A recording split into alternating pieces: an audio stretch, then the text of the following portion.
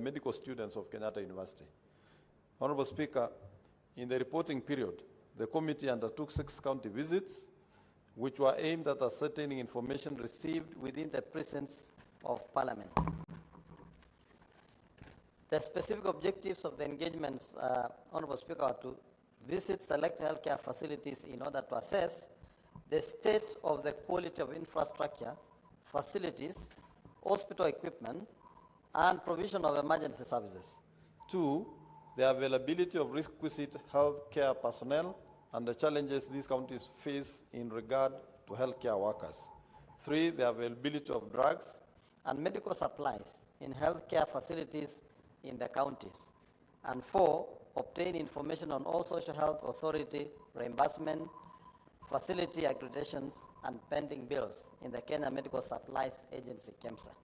Mr. Speaker, the oversight visits revealed systemic deficiencies across key areas of default healthcare delivery, starting with chronic staff shortages of qualified personnel and specialists, which resulted in overworking, low morale due to poor contractual terms, and delayed stipends and the unauthorized use of unqualified staff.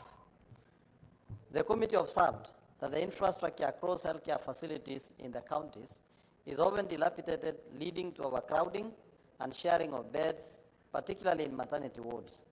This is compounded by sanitation and hygiene deficiencies in crucial areas like maternity and the newborn units and female wards.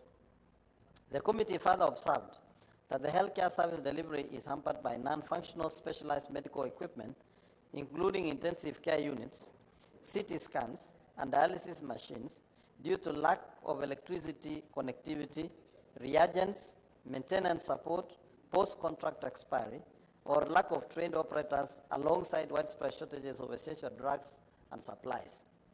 Honorable Speaker, these deficiencies are exacerbated by the lax management controls reflected in the rampant discrepancies between the manual records and the physical stock, the improper storage and dumping of expired drugs in unsafe locations. Stalled capital development projects, including mortuaries, and reliance on manual paper-based inventory and patient systems that hinder efficiency and accountability. Mr. Speaker, the main recommendation arising from the oversight visits are broadly focused on governance and finance, human resources, infrastructure and equipment, and supply chain management, arguing for expeditious and immediate actions from both levels of government. During the current quarter, the committee will undertake an inquiry on the status of implementation of the universal health coverage in the country. In this regard, the committee will seek reports on the implementation of UAC policies and the challenges, if any, facing the implementation of the said policies.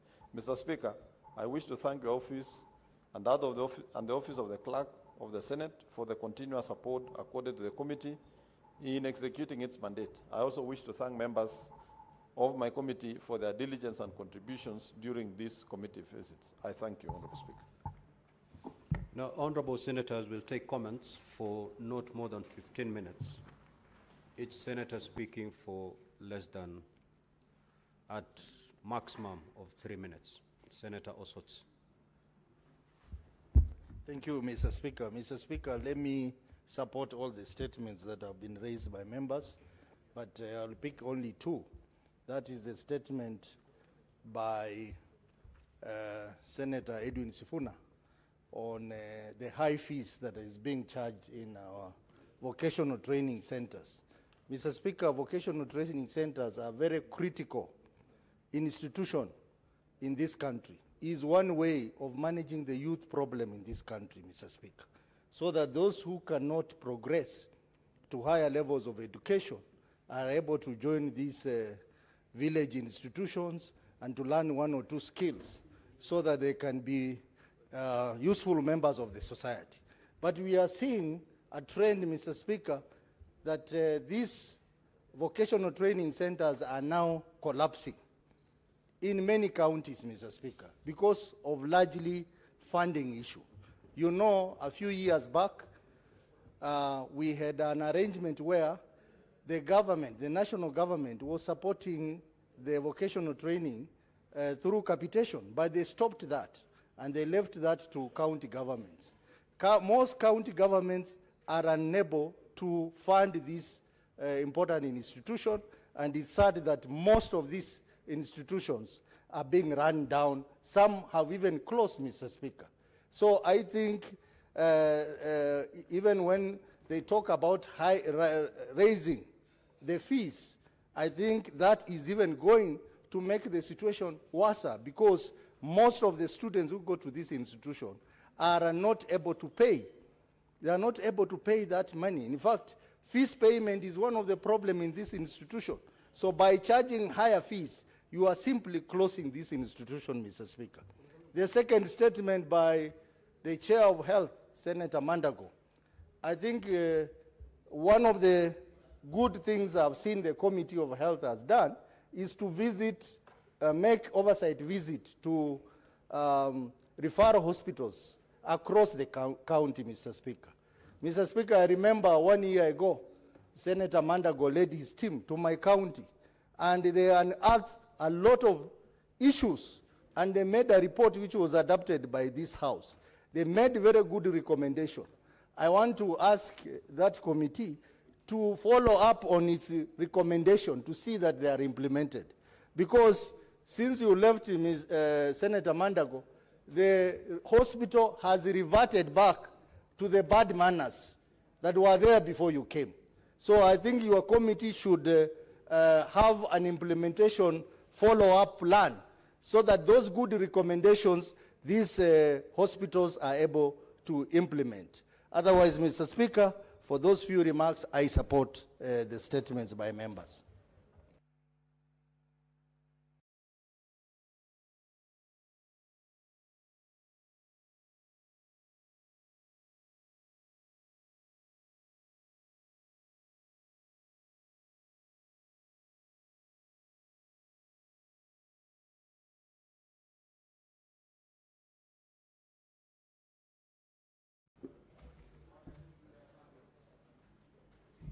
Senator Mungatana.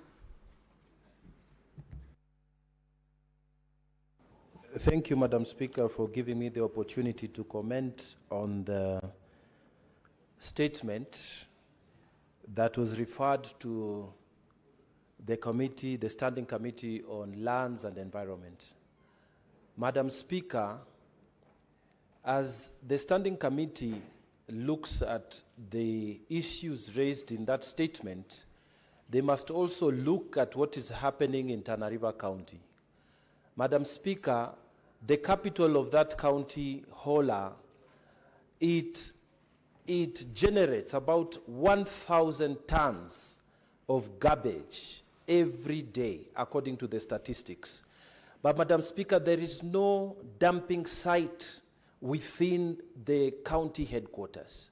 Madam Speaker, on your way to Kone, you have an open field where a lot of the waste is thrown there. There are no vehicles, Madam Speaker, that take officially the waste there. What is happening, Madam Speaker, is that people, they give, freelance garbage collectors to pick garbage from their houses. You give them 50, you give them 20, depending on the amount of garbage, to put on a mkokoteni and take to that dumping site. Madam Speaker, the county does not bother even to burn that waste. They can stay even for a whole 3 months without setting fire to that place. Madam Speaker, remember it's within town. So, Madam Speaker, I want to ask the Land and Environment Committee to look at what is happening in Tana River County, Madam Speaker. When it rains, that place becomes horrible. Traders are suffering. They are paying revenues to the counties, but there is no service. The county government has developed the CIDP. They have developed laws, but nothing is being effected on the ground. Madam Speaker, can you imagine, with a budget on the Climate and Environment Department going as high as 340 million, There is nothing on the ground. And not to mention all the other towns, smaller towns and sub-counties. No dumping site, no proper disposal of waste, no plan, Madam Speaker. They just stock. The governor in that county, Madam Speaker, has totally neglected the right to environment, clean and healthy environment for our people. So, Madam Speaker, I am urging the committee to also Senator Wambua. Thank you, Madam Speaker. Madam Speaker, I rise to comment on the statement made by Senator Tom Ojienda of Kisumu on the lack of a proper mechanism for the disposal of broken down motor vehicles and other movable assets in Kisumu County. Madam Speaker, I want to congratulate Senator Ojienda for bringing this statement, but hasten to her that, Madam Speaker, perhaps the senator may need to do a motion so that this Senate can pass a resolution on how to deal with these broken down and grounded vehicles that are to be found in every parking yard of every county government headquarters and county offices. Madam Speaker, in fact, the matter has become so serious that in some counties, you will find there are more grounded vehicles than the ones that are serviceable. Now, it gets worse, Madam Speaker, that even those vehicles that are grounded and in parking yards, that have now become the breeding grounds for mosquitoes and other rodents, those vehicles are actually being insured by county governments. So you find a motor vehicle has broken down for 2-3 years, it's in the parking yard, but the county governments are still taking advantage, insurance covers for those vehicles. Others are even fueling those vehicles while they are still in the parking yards, having broken down 2 or 3 years ago. Madam Speaker, a motion will be important to deal with these matters. I say this, Madam Speaker, because in most cases, what happens is that you find a motor vehicle as just a battery that has gone flat or a tire that has burst. But it is parked in the parking yard waiting for money to be availed to buy a battery or replace a tire. 1 year down the line, that vehicle is still there. 2 years down the line, it is still there. Then it is vandalized. It becomes a breeding ground, Madam Speaker, for rodents. But the county governments still continue to take insurance covers and fuel those vehicles. Madam Speaker, this Senate must address itself to that matter and pass a resolution on how to deal with these broken down vehicles and other movable assets in the county government. Madam Speaker, I support.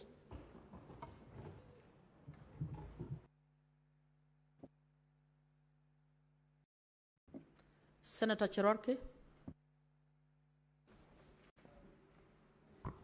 Thank you, Madam Speaker. Mine is on the issue of Global Fund staff. Madam Speaker, I want to appeal because Global Fund staff and universal health coverage staff, Madam Speaker, there was a directive by the President that all UHC staff, including Global Fund staff that is approaching almost 10,000, must be observed in permanent and pensionable terms, Madam Speaker. Most of them have stayed under contract for the last 15 years, others since 2020 COVID era, Madam Speaker. It is important that the Ministry of Health and Council of Governors must come together and transit all UHC staff and Global Fund staff into permanent and pensionable.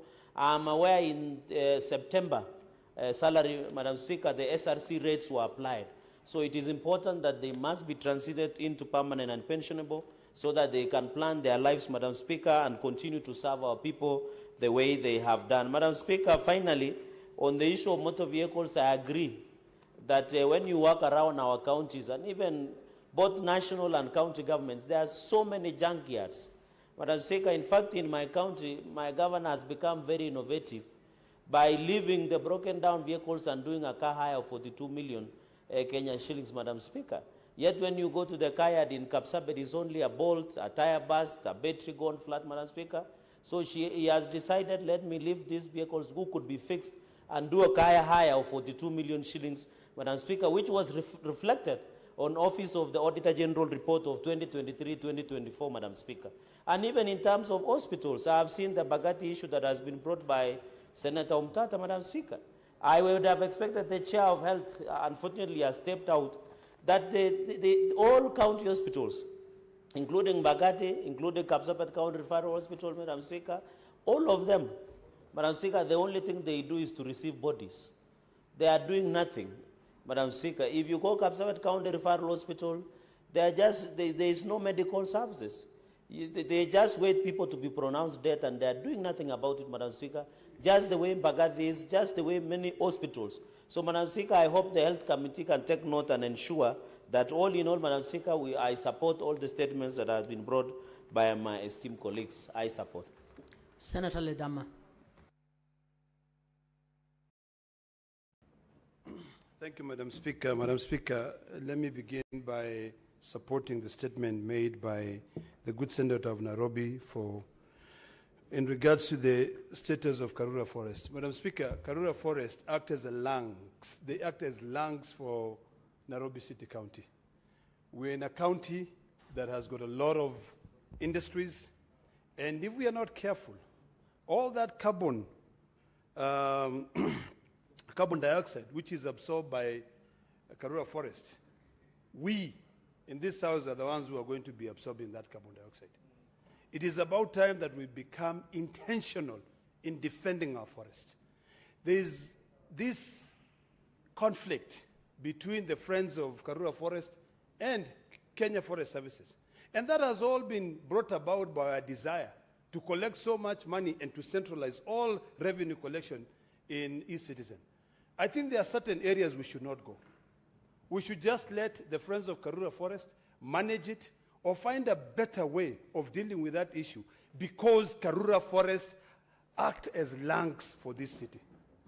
Madam Speaker, this forest also is home for endangered species. There is an African eagle bird or crown which resides in Karura Forest. If we now grab, and I'm not saying that it's been grabbed, and I'm happy that the court stopped an attempt to grab Karura Forest recently. I'm not saying, but this danger that Karura Forest is facing on a daily basis, we have to be alive to that fact that we leave that forest so that we can be able to survive. Karura Forest is a lab. It acts as a lab for endangered species. In fact, if I want some medicine as a Maasai that I cannot find anymore because our forests have all been destroyed, I'll go to Karura Forest and I'll get those traditional herbs. So let us protect our forest.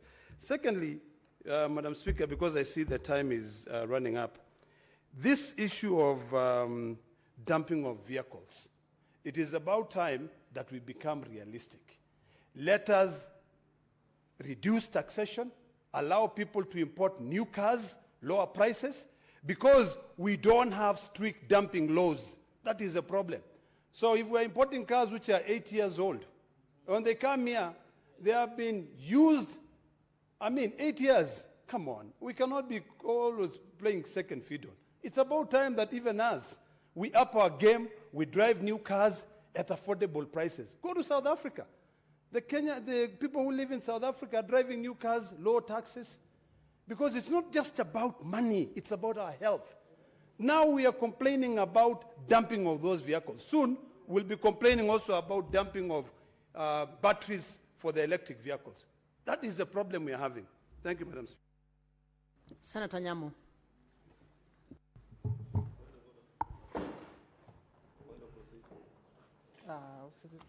Senator Majority Leader, what is the issue? Apologies, Madam Speaker.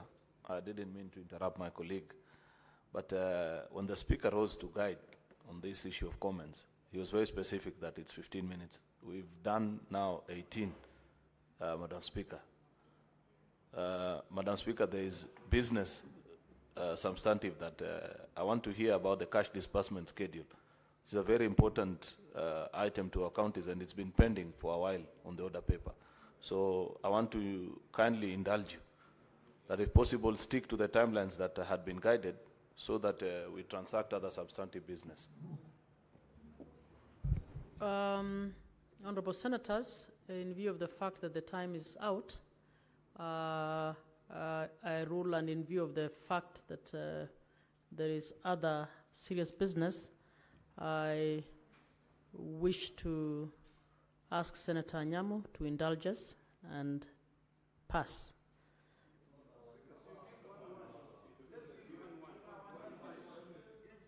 Okay, Senator Nyamu. I'll give 1-1, let them just finish and then we'll move on. Thank you, Madam Speaker. I wish to make comments on the statement brought by Senator Okiya Omtata on what is happening in the Mbagathi Hospital. Madam Speaker, Mbagathi Hospital is supposed to be a lifeline for the poor in Nairobi, but what is happening there is very shocking.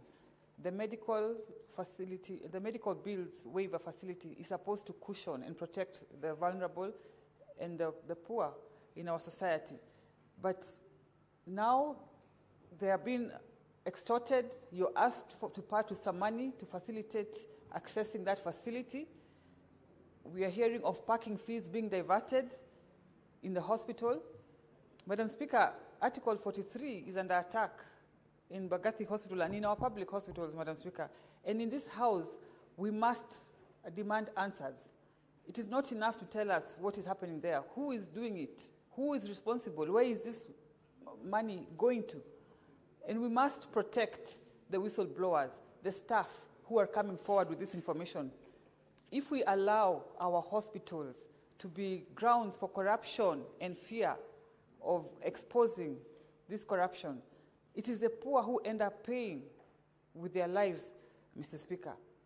Mbagathi needs an overhaul so that it gets back to its old self and continue to serve the people of Nairobi with dignity, Madam Speaker. And with those few remarks. Senator Sifuna. Madam Speaker, I honestly disagree with the majority leader. I believe that every business that we transact here is important. And whereas we might think that the disbursement schedule is important, nobody follows that thing after we pass it. Treasury never follows that schedule to disburse money to counties. So, in fact, these conversations that we're having this afternoon are more important than that disbursement schedule that nobody gives any regard to. Honorable Speaker, I just wanted to speak on the statement that was brought regarding Mbagathi Hospital, that in fact we have had challenges with our level 4 hospitals here in Nairobi. And yesterday when I was reeling off all the pending appearances by the county governor of Nairobi before committees, I spoke about park, education, devolution, all of which we have not been able to get or secure the attendance of the governor. In fact, the County Public Investments Committee that is led by Senator Osotsi had scheduled a meeting on the 17th of September to discuss the level 4 hospitals of Nairobi. And once again, our governor was not available for these conversations. And you can see that the issues are piling up. Lastly, Honorable Speaker, I wanted to just touch on something that was said during debate here yesterday by the Senator of Mombasa. I do not pick any governor for protection, Honorable Speaker. You, as a Speaker of this House, know that Sifuna wears many hats. You should distinguish for the things that I say when I'm speaking as SG of ODM at a rally. That doesn't mean that I am speaking about matters of oversight in Mombasa. I have never said that the governor of Mombasa should not be subjected to oversight. I was speaking at a public baraza in Mombasa, in Jomvu. As SG of ODM, I was donned in colors of ODM from top to bottom. And I was saying that the people who are low down in the hierarchy of the party must respect the deputy party leader. That is not to say that I was protecting the governor of Mombasa from oversight. So, as the SG of ODM, I want to call the member of to order, my member from Mombasa, who's a senator. That Senator Cherargei, order. Please. Please. We will hear the senator in silence, please. Honorable Speaker, people know I wear different crowns. I am a member of this House. I am a senator. I am a member of the Kenya Moja caucus. I am also an SG. I am a father. I am a husband. When I'm talking about my daughter, surely, you can't bring in issues of Senate and oversight. I can speak as a leader of the community that I come from. That doesn't mean that it is anything to do with oversight. So I want that those comments that were made by the Senator of Mombasa be expunged Otherwise, I will use my other powers, and he knows me, to summon him for disciplinary proceedings. Thank you, Honorable Speaker. Next order. Order number 8, motion. Implementation of an automated and decentralized certificate of good conduct system in Kenya. Mover to reply.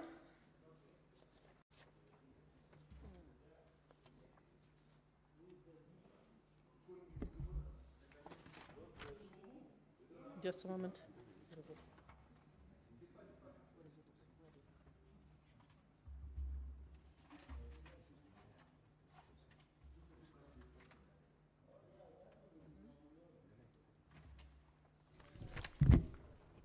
Honorable Senators, I put the question that aware that a certificate of good conduct is a major requirement for Kenyan citizens in accessing employment, business opportunities, and in some instances, financial engagements with financial institutions in Kenya, with the certificate having a validity or period of 1 year, concerned that many Kenyans are compelled to travel long distances to access this service, both for the initial application and for any subsequent applications, making the process tedious, time-consuming, and costly. Further concerned that the current manual application system is prone to delays and inconsistencies, which may compromise the authenticity and integrity of a certificate of good conduct. Cognizant that the importance of introducing an automated good conduct certificate system, including the utilization of biometric fingerprints verification through the deployment of biometric kits, will enhance accuracy, security, and expediency in verifying individual record. Now, therefore, the Senate resolved that the National Police Service Commission, in collaboration with the Ministry of Interior and National Administration, to 1, develop and implement an automated good conduct certification system designed to streamline the issuance, renewal, and verification of certificate of good conduct. 2, incorporate advanced technologies such as biometric fingerprint recognition, data encryption, and secure communication protocols to ensure the accuracy of individuals' records. 3, establish decentralized service points and deploys mobile registration units across counties to enhance accessibility, especially in remote areas. And 4, scale up public awareness initiatives in rural areas on the application and renewal process for the certificate of good conduct. Will as many as are of that opinion say aye? Aye. Will as many as are of a contrary opinion say nay? The ayes have it. Next order. Order number 9, motion. Report of the Parliament of Kenya delegation to the 2025 hearing of Interparliamentary Union, IPU, held at the United Nations UN in New York, United States of America, USA, on 13th to 14th February 2025. Question to be put. Honorable Senators, I put the question that the Senate notes the report of the Parliament of Kenya delegation to the 2025 hearing of the Interparliamentary Union, IPU, held at the United Nations in New York, United States of America, USA, on 13th to 14th February 2025, laid on the table of the Senate on Thursday, 17th July 2025. Will as many as are of that opinion say aye? Aye. Will as many as are of a contrary opinion say nay? The ayes have it. Next order. Order number 10, motion. Report of the 67th Commonwealth Parliamentary Association CPA Conference held in Sydney, Australia on 3rd to 8th November 2024. Question to be put.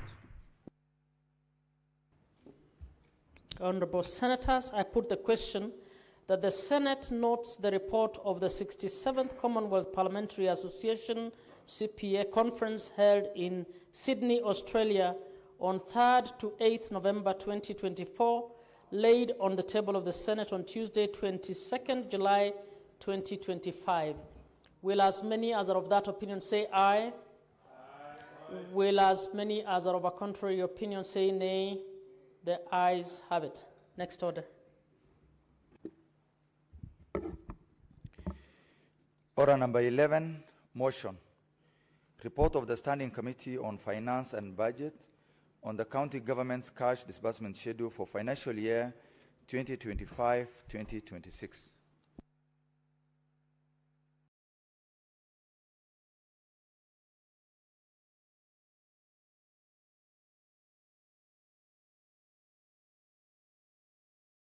Chair Finance? Okay. Speaker. Thank you, Madam Speaker. Before I move, I want to correct, I want to remind my brother, Senator Sifuna, that whatever is said in this House, yeah, and it cannot be a subject of any proceedings in any jurisdiction. Thank you, Madam Speaker.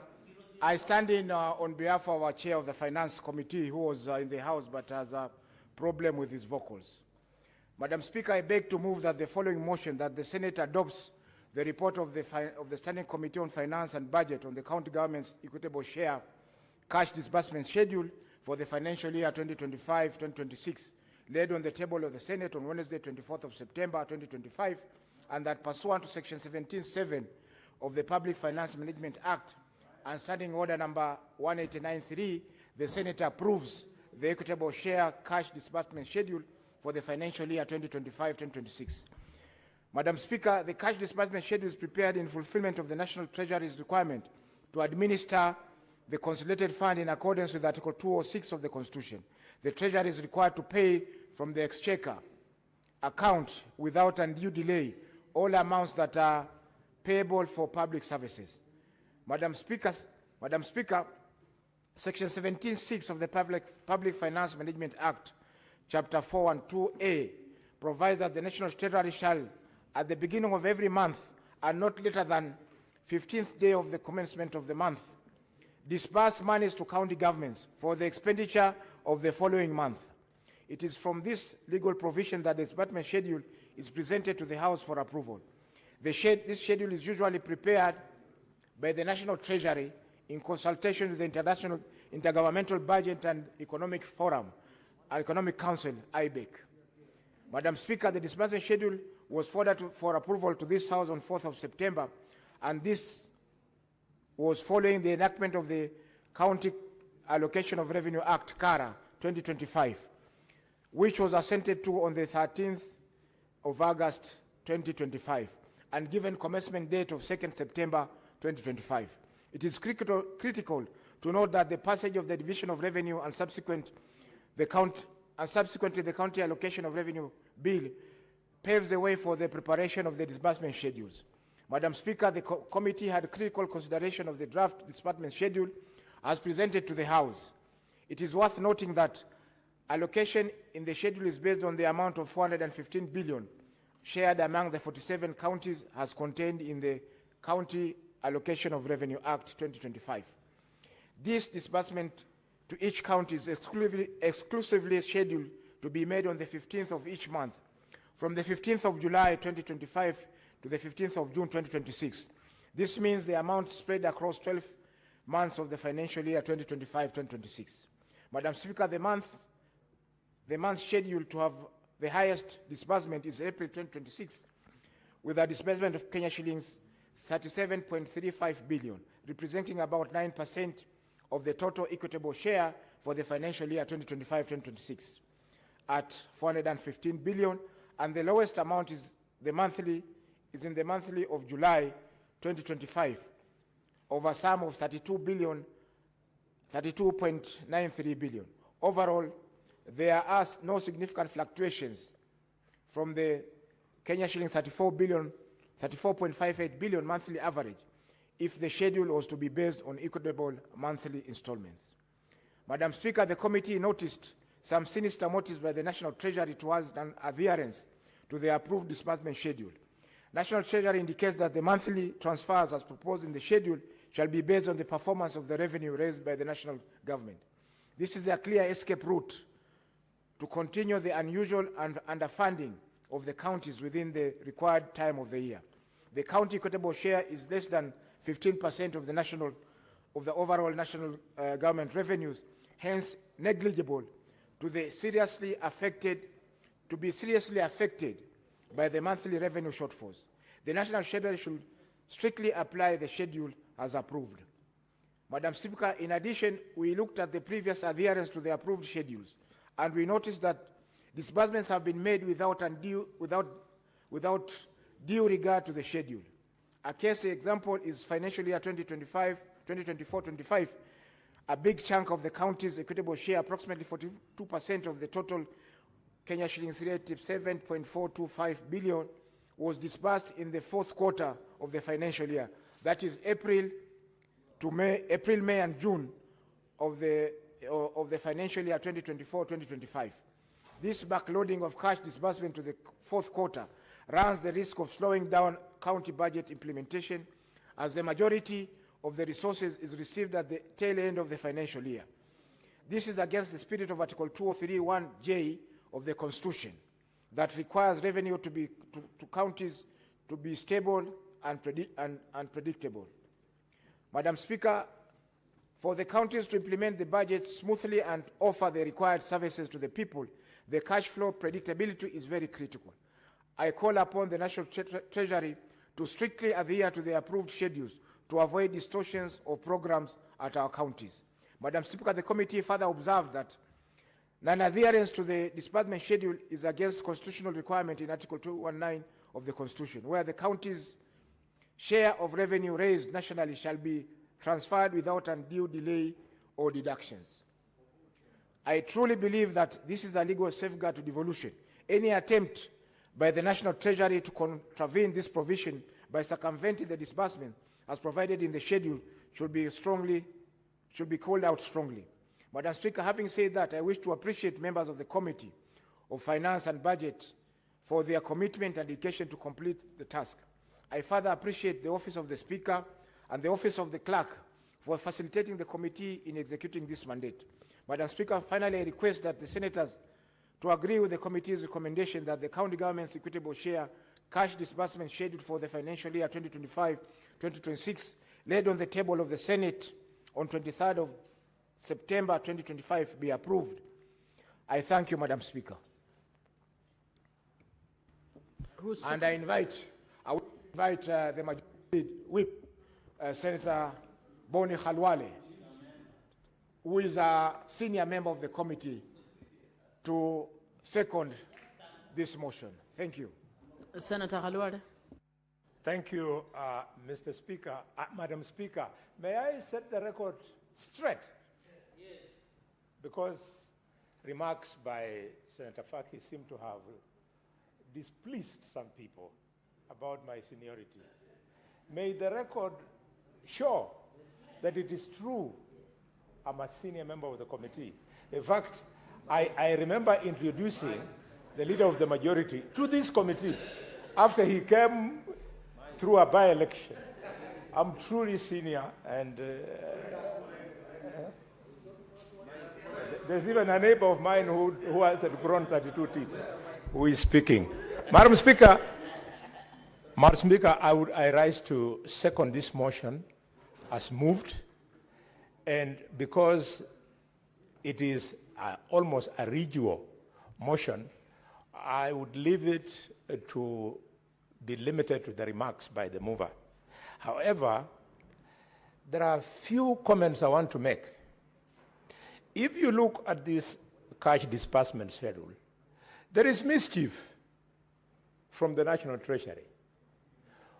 This House has decided that 415 billion shillings will be given to the devolved units. And now the minister in charge of National Treasury goes and sits in some dingy boardroom, and they start playing poker with the 415. If you look at the schedule, they decide in January we shall give this much. In February we shall increase a little. In March we'll reduce it further. Who told them? Which law is Honorable John Mbadi using? The money that is supposed to go to counties should be 415, and this 415 should go on a monthly basis, and when it delays, it should not be undue delay. And in 2015, before the leader of the majority came to the House, we passed a law. No, I was saying you're a good man. And Justice Mathayo was there. We passed a law that this undue delay should not be abused. We said the delay can only be allowed up to the 15th of the month. Yes. So it is expected John Mbadi, Honorable, should deposit in the County Revenue Fund money due on or before 15th. Now, he circumvents it, Madam Speaker, and uses to abuse it. How I wish that we could amend this schedule. And it is not very difficult. We can actually amend it in just one statement.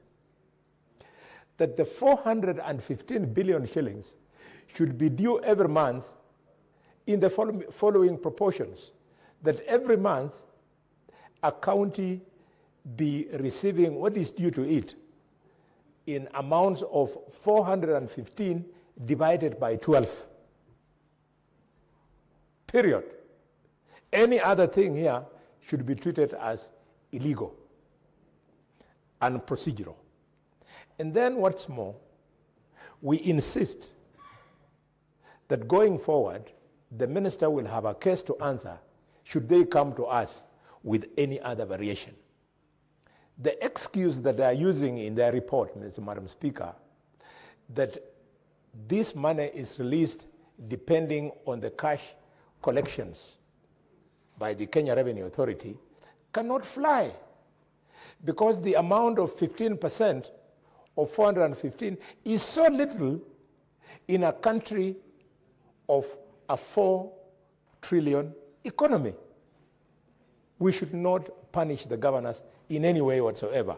We know some of them are crooks, Madam Speaker, and on another day I'm coming to come with the list of the top 10 crooks who call themselves governors. We even saw them, Madam Speaker, and I remember the role you played in Homa Bay. Some of them were making presentations showcasing the history of their county as a form of development. I looked at it and I said, is this Senator, Governor James Orengo, the one we sat with here, presenting the heroes born in Siaya as being a showcase of development of devolution? Really, Siaya deserves better for the billions we take there. And I hope that Senator Sifuna is around. Yes. Yes. I want to request you, Sifuna, that when you'll go, I'm requesting for when he goes to Siaya, he should abandon the bad manners that he showed in Mombasa of heaping praise to the governor unjustifiably and using the floor of this house to further it more, talking about Senator, some unknown... Senator Sifuna has a point of order. What's your point of order, Senator Sifuna?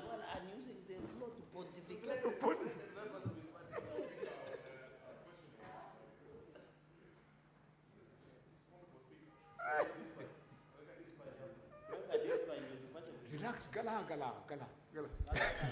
Honorable Speaker, just on a statement of fact pursuant to Standing Order 105, is it in order for Senator Khalwale to make a claim in this House that I went to Mombasa to heap praises on the governor of Mombasa, when, Honorable Speaker, I have taken the time this afternoon to explain to Honorable Khalwale that just as he is a husband of many, I also wear many crowns. I am sure he understands that the way he speaks to his first wife is not the same as what he tells his second wife. I am an SG. I am a senator and a member of this House. I have many crowns. When I am in a political rally that is being organized by my own political party, what Khalwale doesn't know is that the governor of Mombasa is my boss in the party. I don't know which party Khalwale belongs to these days, so he does not understand the hierarchy. So can he, Honorable Speaker, can he please substantiate? I have never been in the habit of heaping praises on fellow men. Honorable Speaker, you know I don't do it. I have a constitutional duty to oversight governors. There is no way I can abandon that duty and heap praises on people. Yeah, for women is allowed. I am a Bukusu man. Senator Khalwale, Senator Sifuna has explained himself. This is the second time that your allegation that he may have put heaped praises on governors in Mombasa intended to suggest that compromise of oversight is mistaken. He has explained the context, and I would wish that you abandon that line of argument. Proceed. Thank you, Madam Speaker. I'm fully guided, and I'm very cautious about Senator Sifuna. I'm also cautious about Senator Omar Hassan, Emeritus. These are the Secretary Generals of a mongrel of a political party called ODM, UDA. Senator Khalwale, can you withdraw a reference of a mongrel? I don't know what mongrel political party you're talking about. Do you want to substantiate? Yes, Madam Is Speaker. there such a just a little party? bit. My mind is a little bit clear on this one.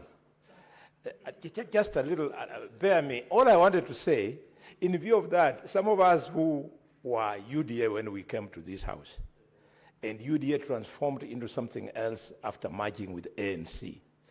And then they went and merged with ODM, they became something else. Senator Khalwale, can you substantiate? Senator Khalwale, kindly substantiate about the merger of ODM and UDA. Thank you. Madam Speaker, to the best of my knowledge, if I follow events, there has never been a merger between UDA and ODM. What has actually taken place, and it has been pronounced, is that relationship between UDA and ANC, and immediately after, the thing that was birthed out then went into a relationship to UDM, and that's why I used the English word mongrel. We don't know how to describe the thing that came out. But that being what it may I withdraw by requesting Sifuna, in this case, at the end of the day, maybe it is the Secretary General of ODM who will give me my certificate to run in 2027, or the one of UDA, or the one of the dead ANC, or the one of 4K. So I'm very careful about you guys. That is the mongrel. It has got 50 eyes and 3. So, Madam Speaker, I was using this just to appeal to Senator, and I've abandoned that line of approach, that even as we go to Siaya is your neighboring, your region of path.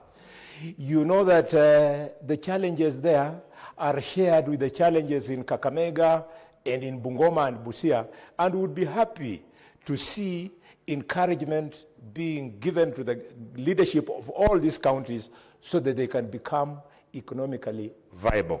Madam Speaker, I look at this and I see the billions that are going to these counties every month.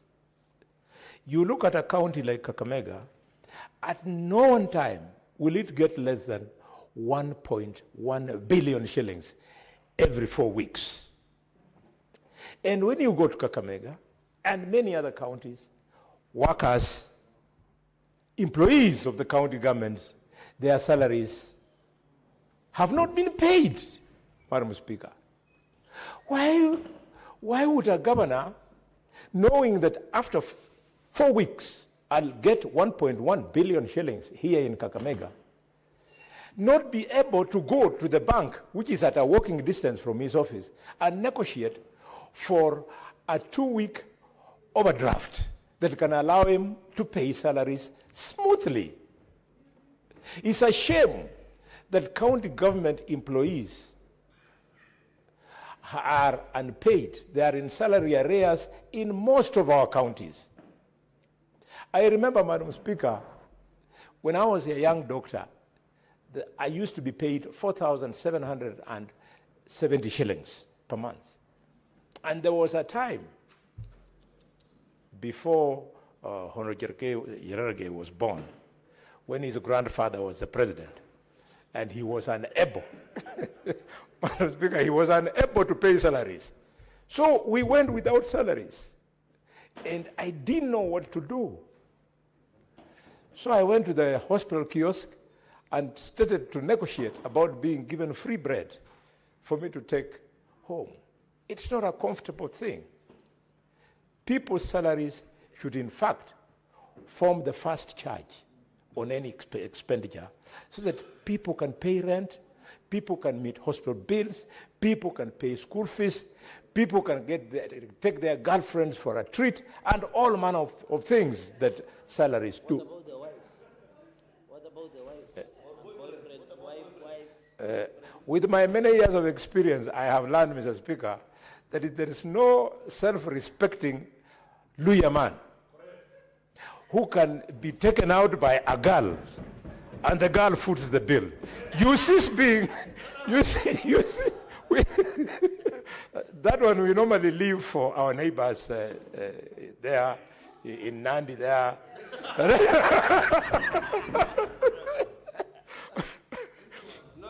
Order, Senator Khalwale.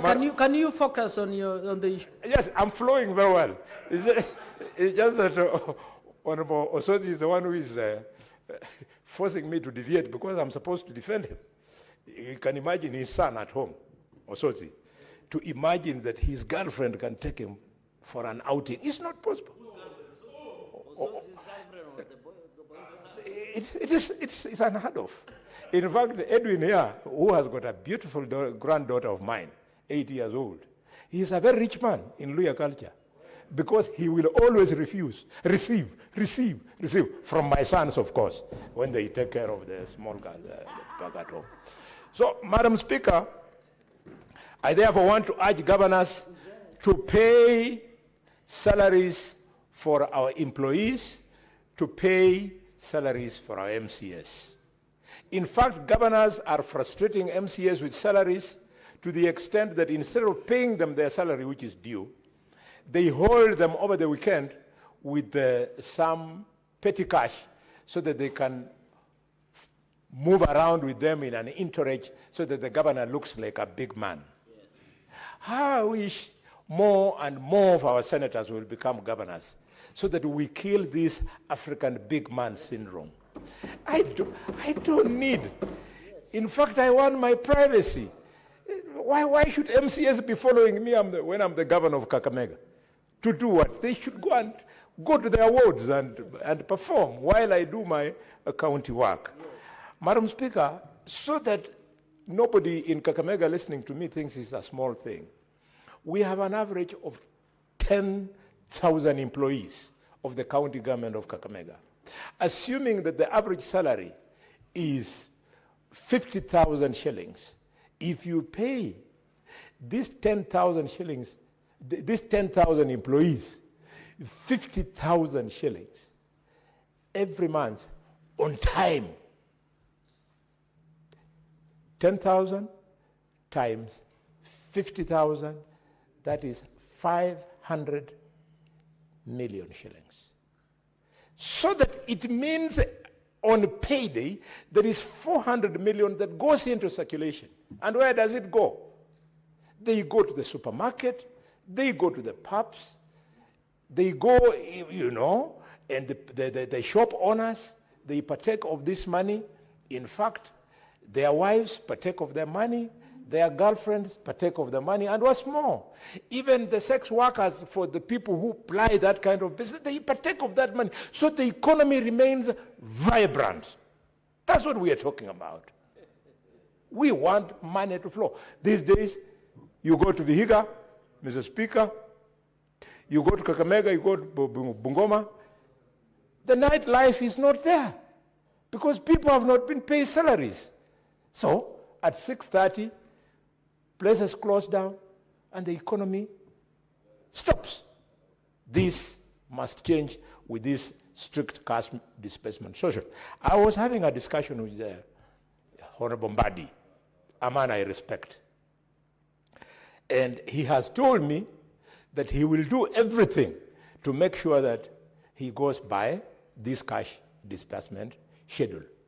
Let us support Mbadi by not going to counties and making flowery speeches about governors, but we go and remind them that Mbadi, no, I have nobody on mind, but remind them that Mbadi has confirmed that he is sending this money timelessly.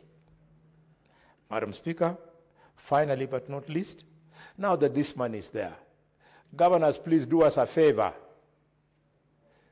Take drugs to the hospitals. We are having enough noise from the collection of funds through SHA and SHIF. We want to have no noise in terms of delivery of service. So that as the president struggles in Nairobi with Duale to ensure that SHA is working, let the patients, when they go to the hospital, they find the services there. It is extremely important. I urge colleagues that we support this and do more by speaking to it when we go back to our counties. Madam Speaker, I second.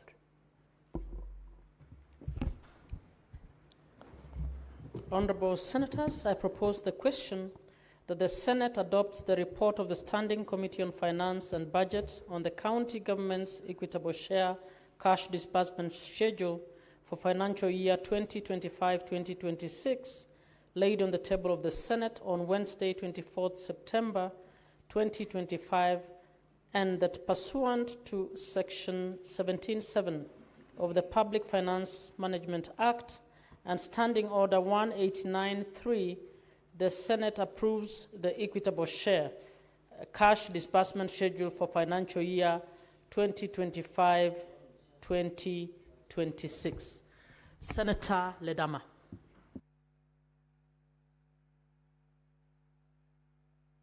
Thank you, Madam Speaker. Madam Speaker, I rise to support this cash disbursement schedule. And as I do so, I think it's important for us to realize that something is amiss with the management of county and national governments in this country.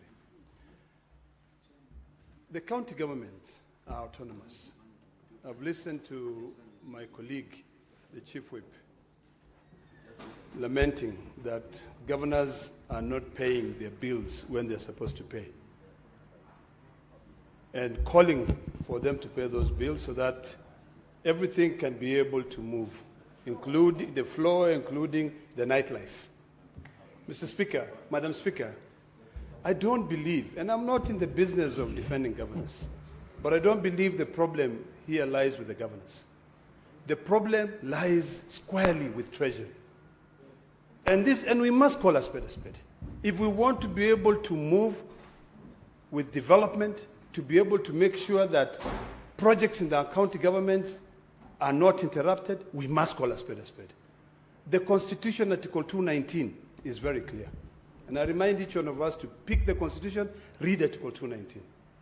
A share of, equitable share of a county government must be released without undue delay. We are now talking about a cash dispensable share. Now, this cash dispensable share, schedule, is very clear. The law says by the 15th of every month, money should be sent to counties.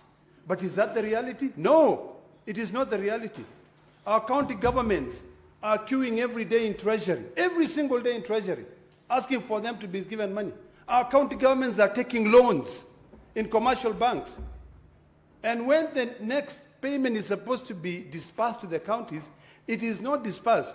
So it accumulates interest over interest over interest. It's a very shoddy way of managing resources in a country. Madam Speaker, it is about time that we amend the PFM Act. We amend the PFM Act to be in line with Article 219 strictly, and to ensure that this money goes to counties. If we cannot do that because of the excuse given by Treasury that the government is struggling to raise revenue, then When we talk about amending the constitution, then we also amend the constitution to ensure that county governments maintain their own source revenue. We have a big fight, and here I want to be very honest. We have a very big fight in terms of procurement in counties. Procurement in counties is supposed to be managed by county governments. I have my views, although they could be considered completely unorthodox on this e-procurement business, I completely believe that county government should manage the procurement. The Honorable Mbadi should not be managing the procurements of county governments. He shouldn't. It is quite clear. If you look at Article 6 of the Constitution, Article 176, county governments are autonomous. So the problem that we have is brought about by Section 109 of the PFM Act, where all money collected must be sent to the county revenue fund. And for you to get that money, then we introduce Article 228 of the Constitution, where the controller of budget must now go through and authorize the money that is going to counties. We're here in October now, a few days to October, and we are debating this cash disbursable schedule. And it says that every 15th of the month, that money should be sent. From July 15th, that's what I had, to June 15th. We're in October. What happened to the money for July, August, and now September? You know, we have to look at the systemic issues and deal with them so that we can solve these problems. These reforms, Madam Speaker, are very important. Because today, and I thank the majority leader for saying, let's move, let's get this business out of our order paper. But what happens after we get this business out of our order paper? Will the COB be delaying? Will our county governments be queuing there, waiting to be paid their money? Are we going to be having another bottleneck of e-procurement there? That everybody must subscribe to this, the same problem? In fact, I dare say that we're incubating corruption by delaying the disbursements of funds into counties.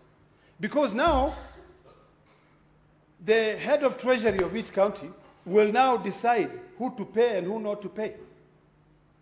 But if we have everything moving without any problems, where the money has already been sent to counties, we will not have salaries delays.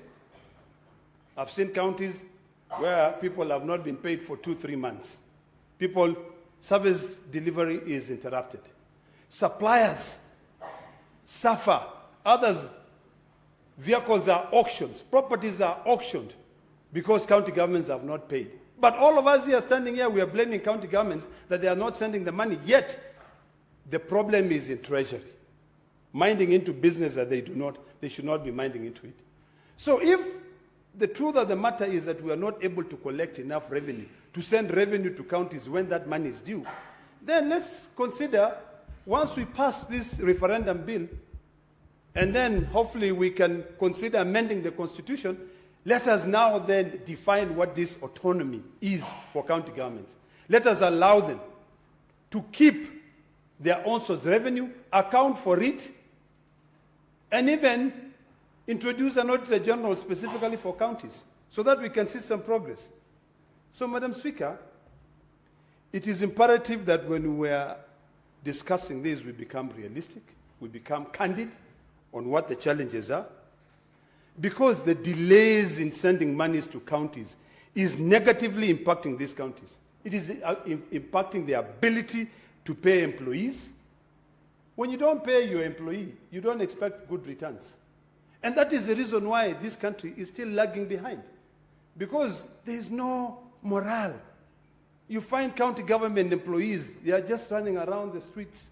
Some of them have taken their jackets and they're packed, they've just put it there. They have gone into their offices. You go to our hospitals. Senator Halwale is saying, county governors take drugs to the hospitals. Camps are saying, I will not give you drugs until you pay me my bill. Then the county government say, I've sent it to COB. Their language nowadays is COB, COB, COB. In fact, today, they say, if you go to the COB there, you'll find almost a representative from all the 47 county governments with a cash disbursement schedule, saying, hey, can you please, release this money so that we can pay our employees? The issues of pending bills, we can pay our suppliers. The issues of development. Madam Speaker, when you see these reports being issued out by either the COB on the status of development of each county government, there are counties which are rated to be the last. I think Nairobi is one of them. Ask yourself, are we diligent in this disbursement schedule? Are we able to send money so that the execution of this development plan is not interrupted? So, Madam Speaker, as I end, I want to state the following.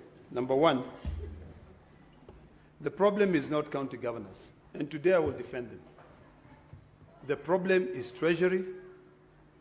The problem lies with the Constitution, the interpretation of Article 228 of the Constitution. It also lies with the role of Treasury. It also lies with the challenges that the county governors are facing when it comes to the issue of on-source revenue. That is where the problem is. If governors were able to spend their on-source revenue, the noise will be less, because whatever is raised by the national government would be secondary to what they can be able to collect. We have counties like my county of Narok, where we collect 5-6 billion in the year. If we are allowed to spend that money on source, then the owners will be on our side to be able to prove that the money we've spent diligently, and we paid our suppliers, we paid our employees. But no, all that money must come, because that's what the law says, Section 109 of the PFM Act, and I think Article 217 of the Constitution. All that money must come to the County Revenue Fund, and then that money is budgeted for. I think we just need reforms on all these budget issues, cash disbursement, because if we don't reform, we will be lamenting day in, day out. Every single year we'll be sitting here in October, after one quarter has lapsed, to talk about cash disbursement schedule. And the moment we pass it, it will take another fortnight before even the money for this financial year is released. So by the end of the financial year in June, there's a lot of money lying on paper, on COB, on the County Revenue Fund. So no projects will ever be completed. So, Madam Speaker, I support and I hope that the chair of this committee and the Committee on Finance and Budget can actually begin drafting amendments that can assist this country develop. Senator Majority Leader.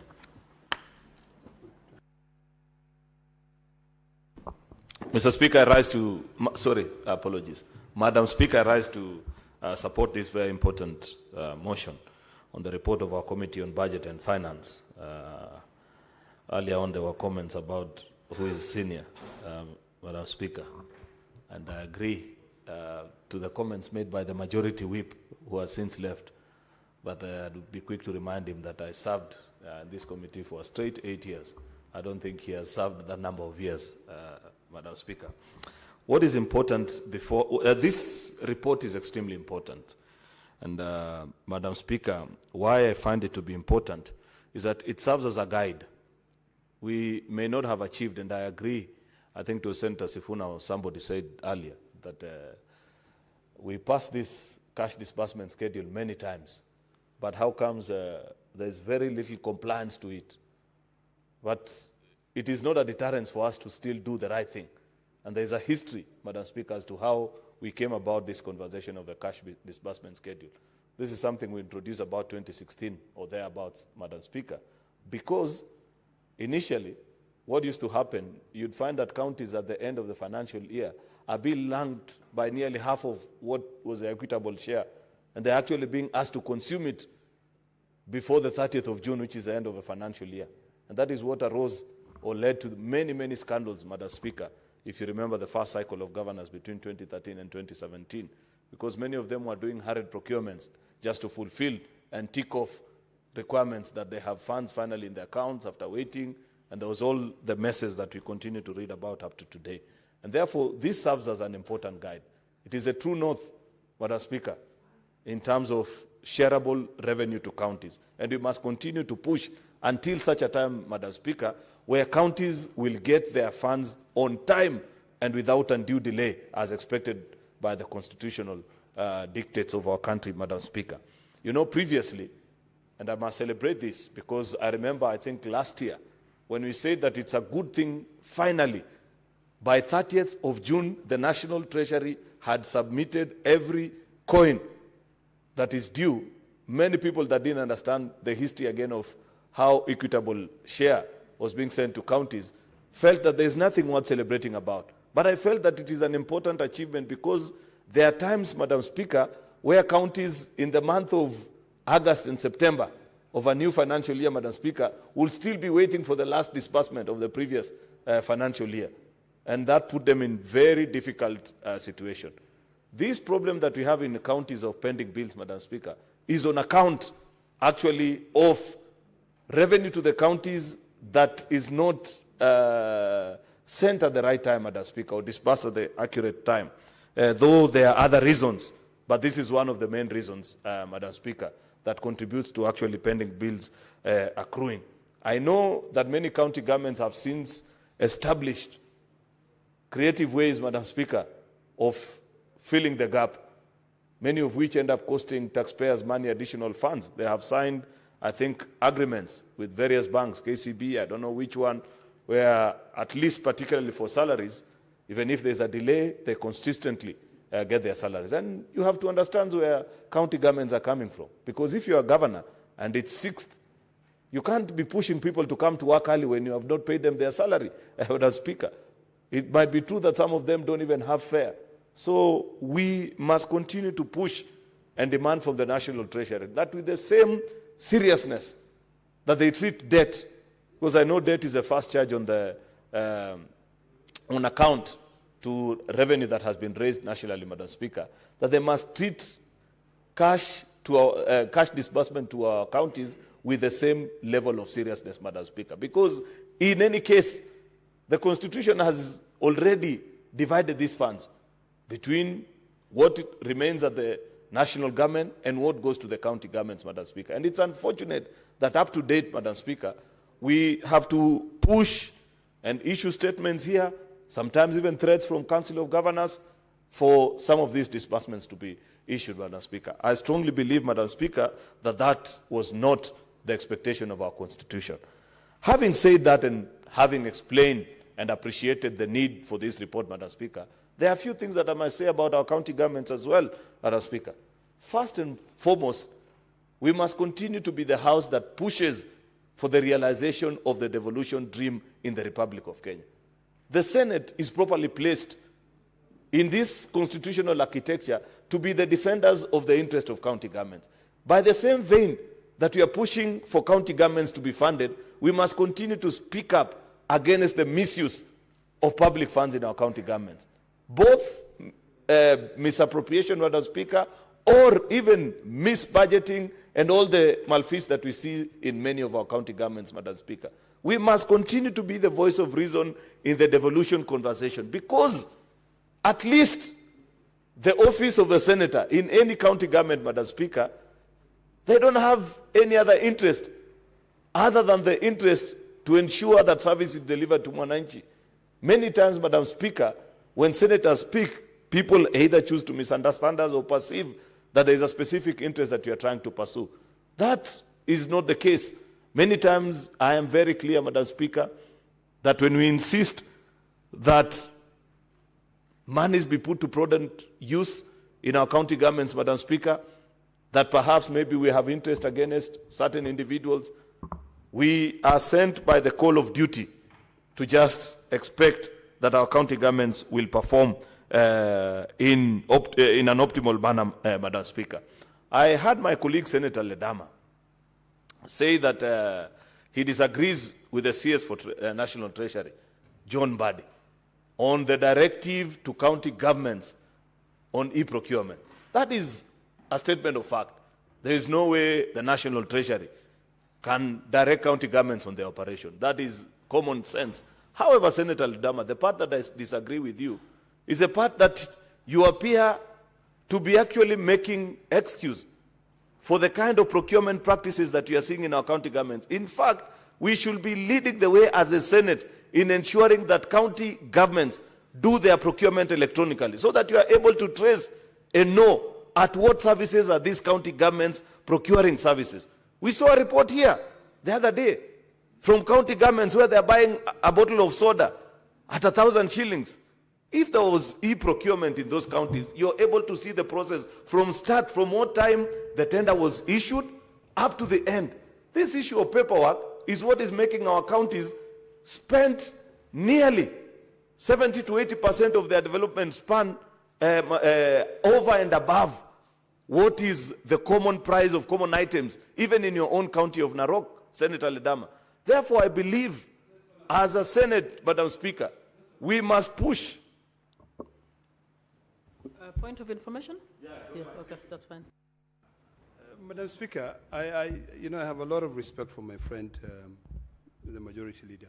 And I just want to be very clear that my statement and my position on e-procurement is that national government deal with your e-procurement. County government are semi-autonomous. I fully support e-procurement, but an e-procurement managed by county governments. Not an e-procurement that is managed by the national government for county governments. That is my position. And my statement is supported by law, by the Constitution, Article 6, Article 176 of the Constitution, and even Article 179 that says the executive authority of a county is vested and exercised by the governor and the 10 CC members.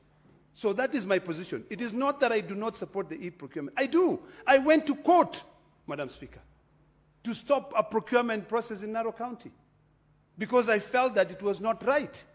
So Senator Okiya Omtata went to court because of a procurement challenge in Busia County.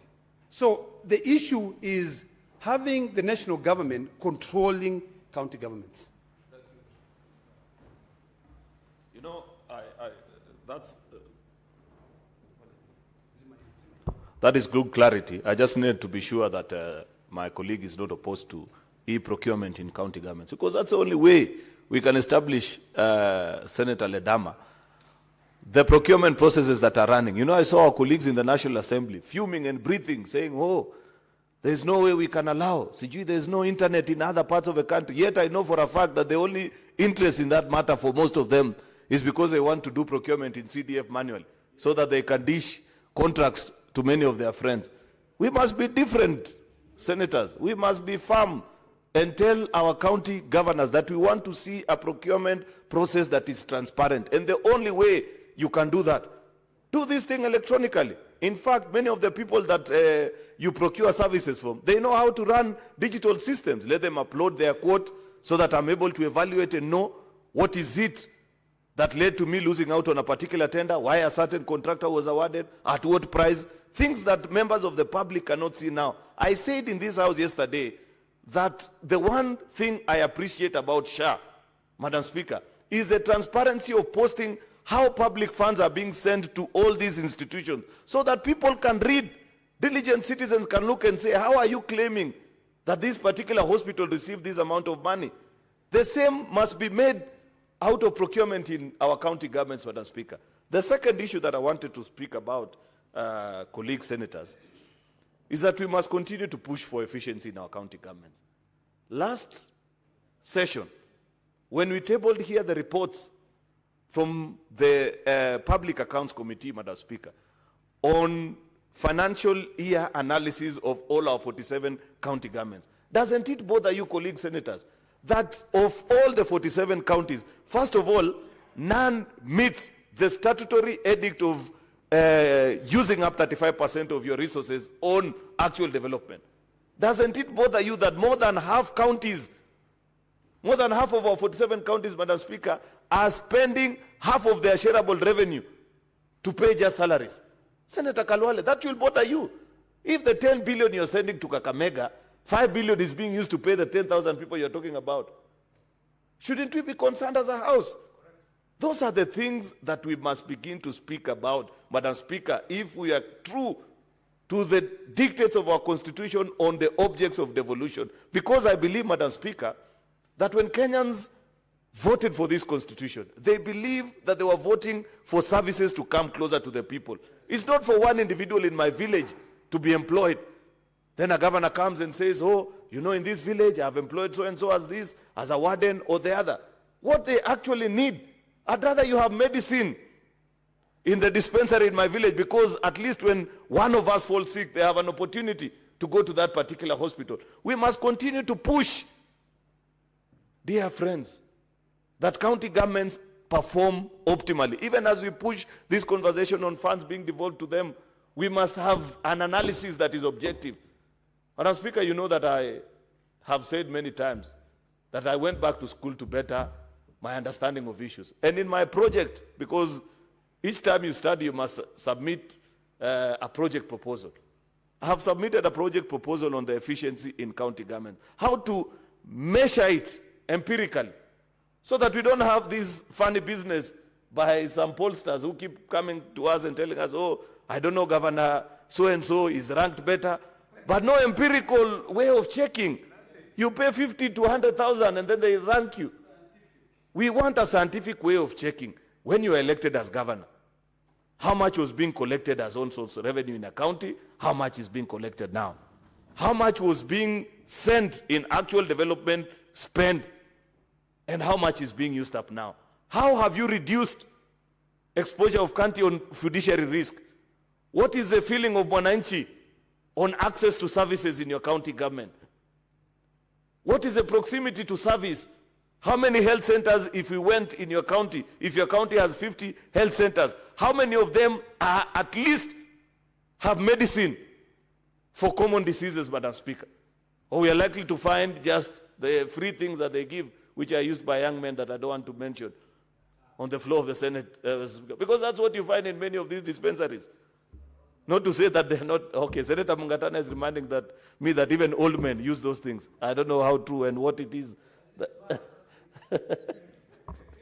Okay, it is Senator Chesang, Madam Speaker. But the point that I'm making is that, as a Senate, having sat here as an institution for our third cycle, surely it is not beyond us to find ways of pushing for better and more prudent ways of spending these resources that we send to county governments in a way that is objective, so that when Senator Boni Kalwale speaks, people don't say it is because he wants to unseat Governor Fernandez.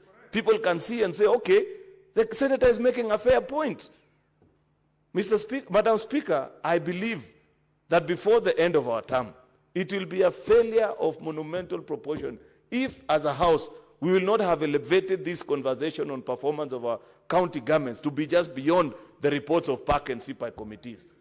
There must be better ways, Madam Speaker, that we can check, so that even we cost these functions and are able now to go back to our colleagues in the National Assembly and say 415 is not enough because of reason A, B, C, and D, Madam Speaker. I believe, Madam Speaker, that this House has sufficient competence in both the senators and the technical staff that we have that can lead us into that direction. It is my hope, Madam Speaker, like colleagues who have spoken ahead of me have said, that at the end of this financial year, perhaps it's about time that as we receive the report on the cash disbursement schedule for the upcoming financial year, that we equally get a report of the compliance in the previous financial year, to establish and say, this is what these funds were supposed to be, this is when these funds were supposed to have been disbursed, they delayed by how many days?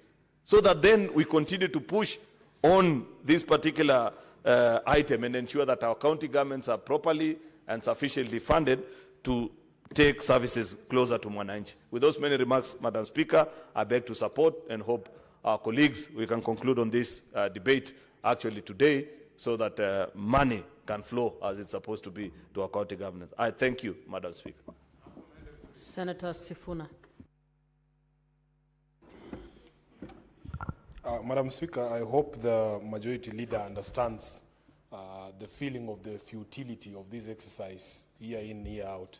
because he himself has expressed those frustrations that, in fact, after we do all this, nothing actually is followed by anyone.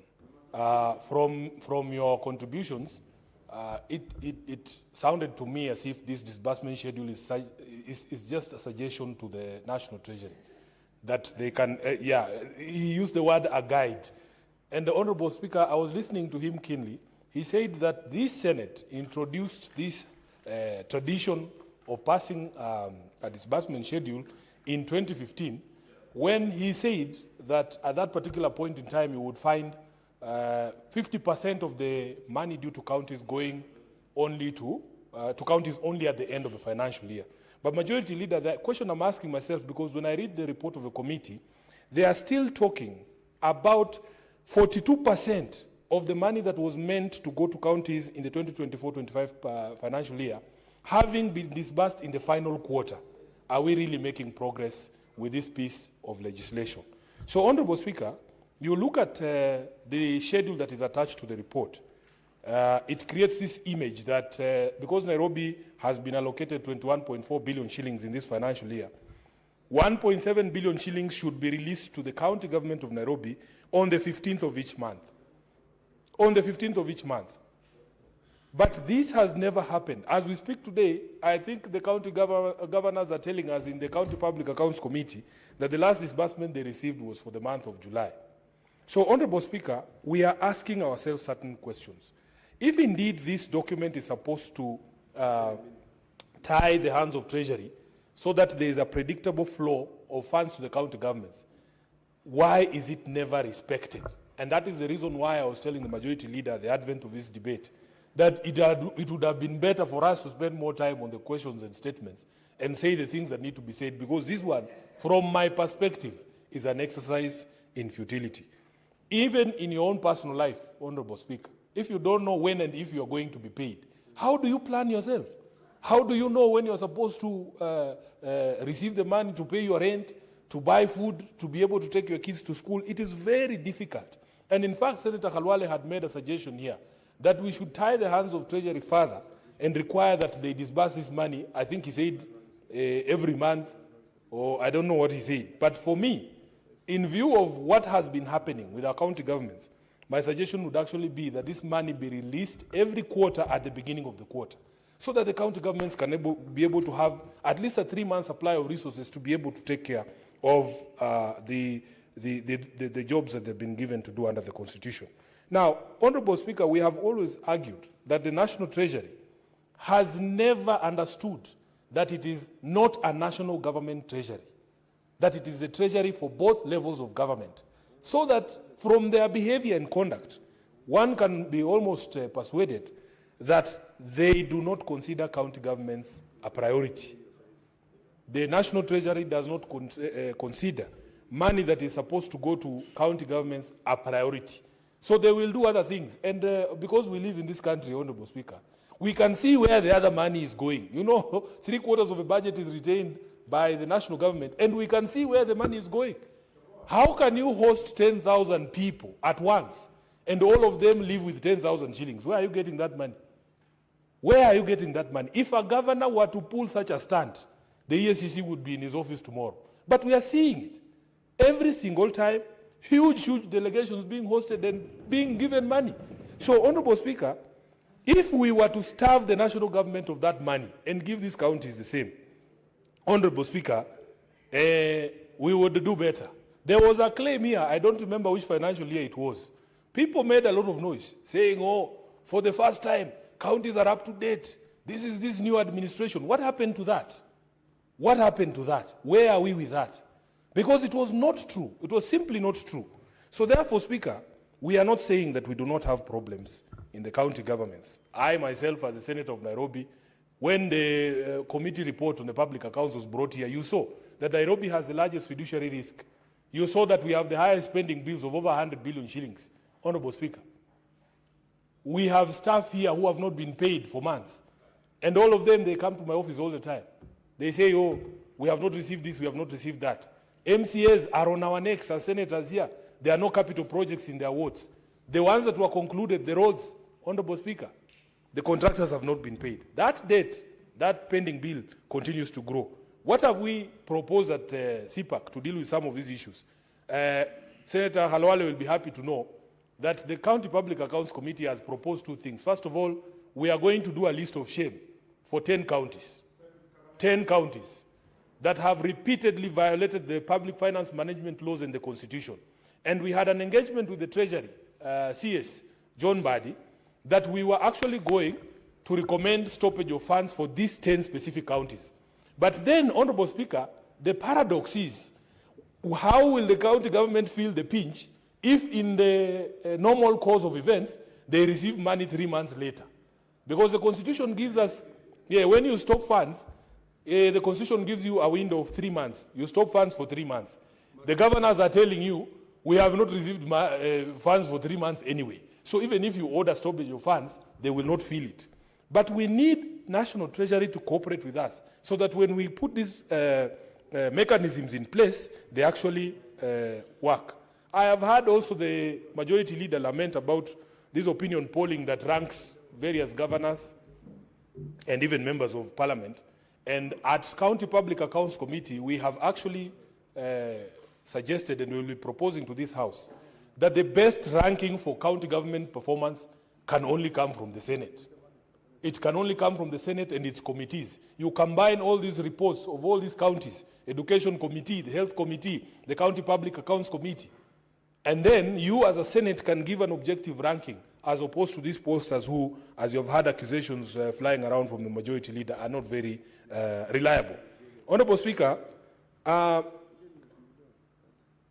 e-government procurement, I also want to just add my voice to the sentiments that have been expressed by my colleague from Narok, that in fact, that EGP, and I believe there was a court order that stopped the implementation of that EGP, but because this government is not known for respecting court orders, they have chosen to ignore this one as well.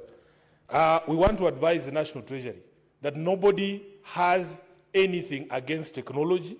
Nobody has anything against deploying technology in procurement. In fact, we believe in its ability to be able to bring greater transparency to some of the happenings. And when majority leader referred to the SHA system, I was just laughing because immediately this government realized that Kenyans are going through every payment on the SHA website. What did they do?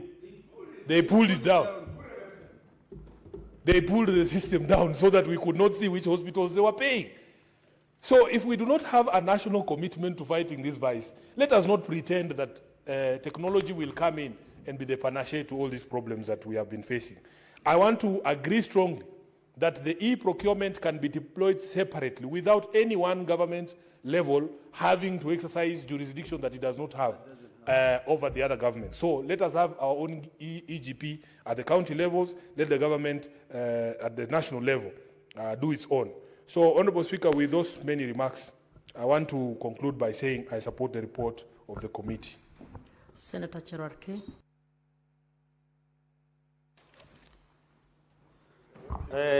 Thank you, Madam Speaker. From the onset, I want to support this motion. I think it's more of ritual or procedural motion.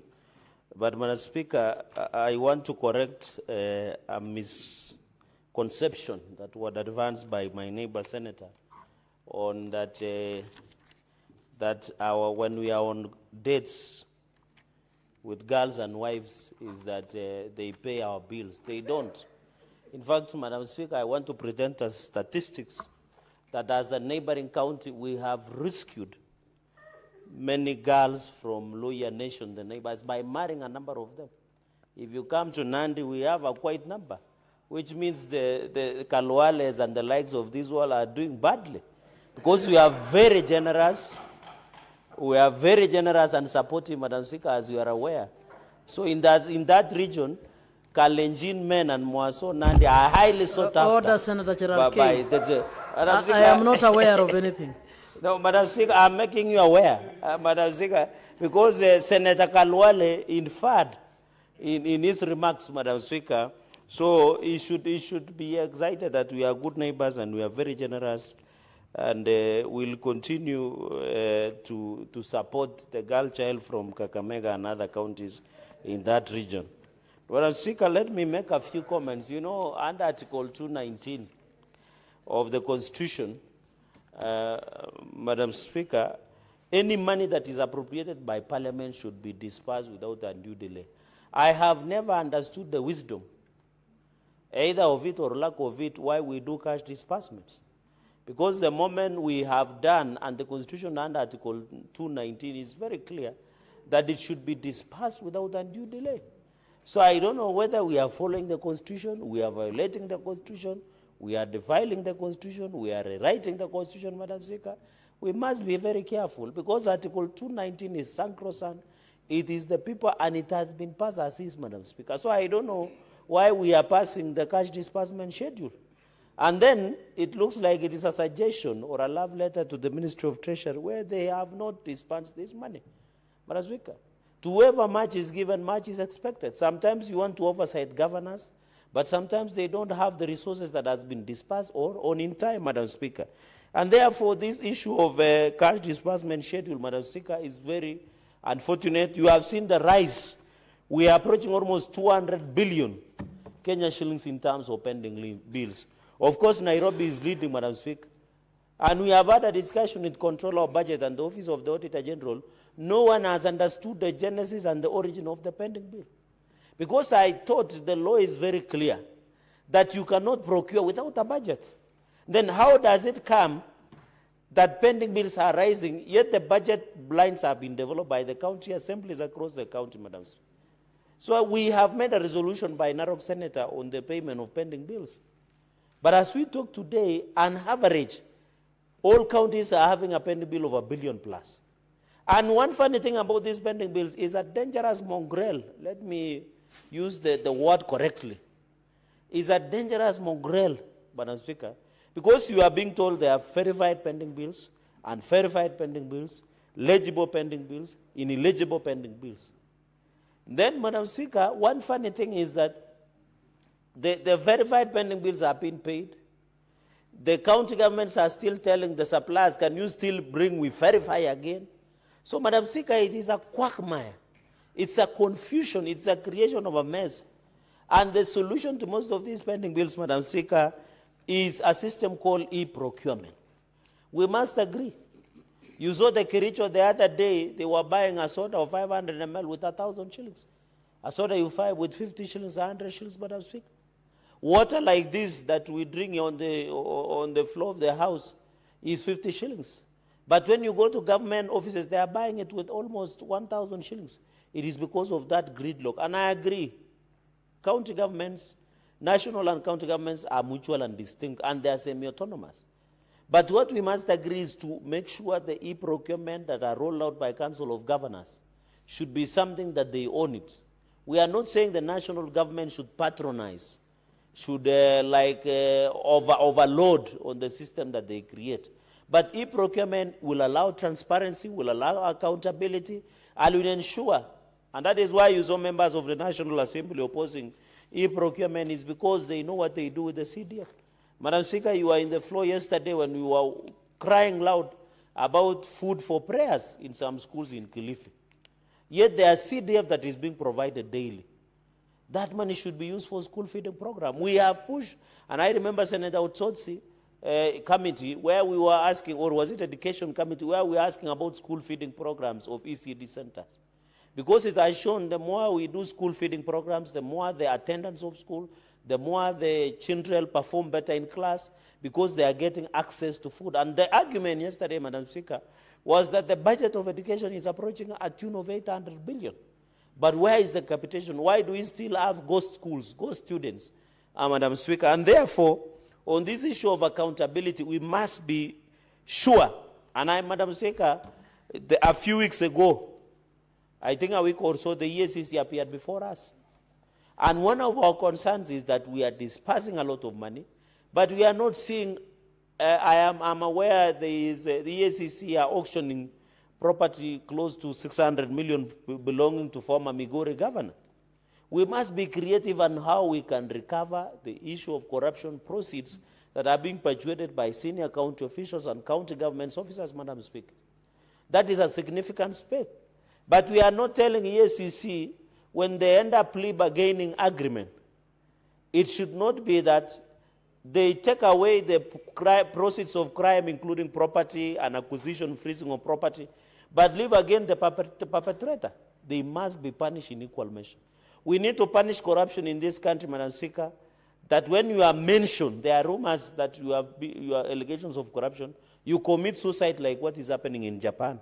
Or if it becomes to the wire, we shoot you in town, in Jivanjika, that's Madam Speaker. So the issue of corruption continues to be devil counties. We have said as a committee, and we have requested the EACC and DPP to be on the lookout so that we can ensure there is accountability. I remember, Madam Speaker, as I close that point, in terms of transparency, for example, and then EACC needs to be efficient. There were allegations of payroll manipulation in Nandi County last year, Madam Speaker. The EACC came with rat matters, they took away the computers, they have not even arrested a rat up to today. Or even call somebody to write statement on payroll manipulation. And remember, Madam Speaker, Nandi is spending almost 4 billion in terms of wage bill in every financial year. In this 415 billion that all counties have been allocated, Nandi is getting 7.7 billion in equitable shareable revenue. We have not even talked about conditional and additional grant. We have not talked about on-source revenue, Madam Speaker. So the point I'm trying to make is that EACC must be efficient. In fact, we had proposed in law, when yours truly was the JLAC chair, that corruption cases must be dealt and heard and determined within 24 months, so that people do not sit pretty in office and interfere with investigations. So, for example, in Nandi, we are disappointed that after the payroll manipulation, where cronyism, favoritism, Madam Speaker, and others who are being perpetuated through payroll manipulation, no one has been arrested. Even in the labor-based scandal of ECD cement, no one was arrested, Madam Speaker. And you want Kenyans to still believe that devolution is working? Kenyans must be told and understand.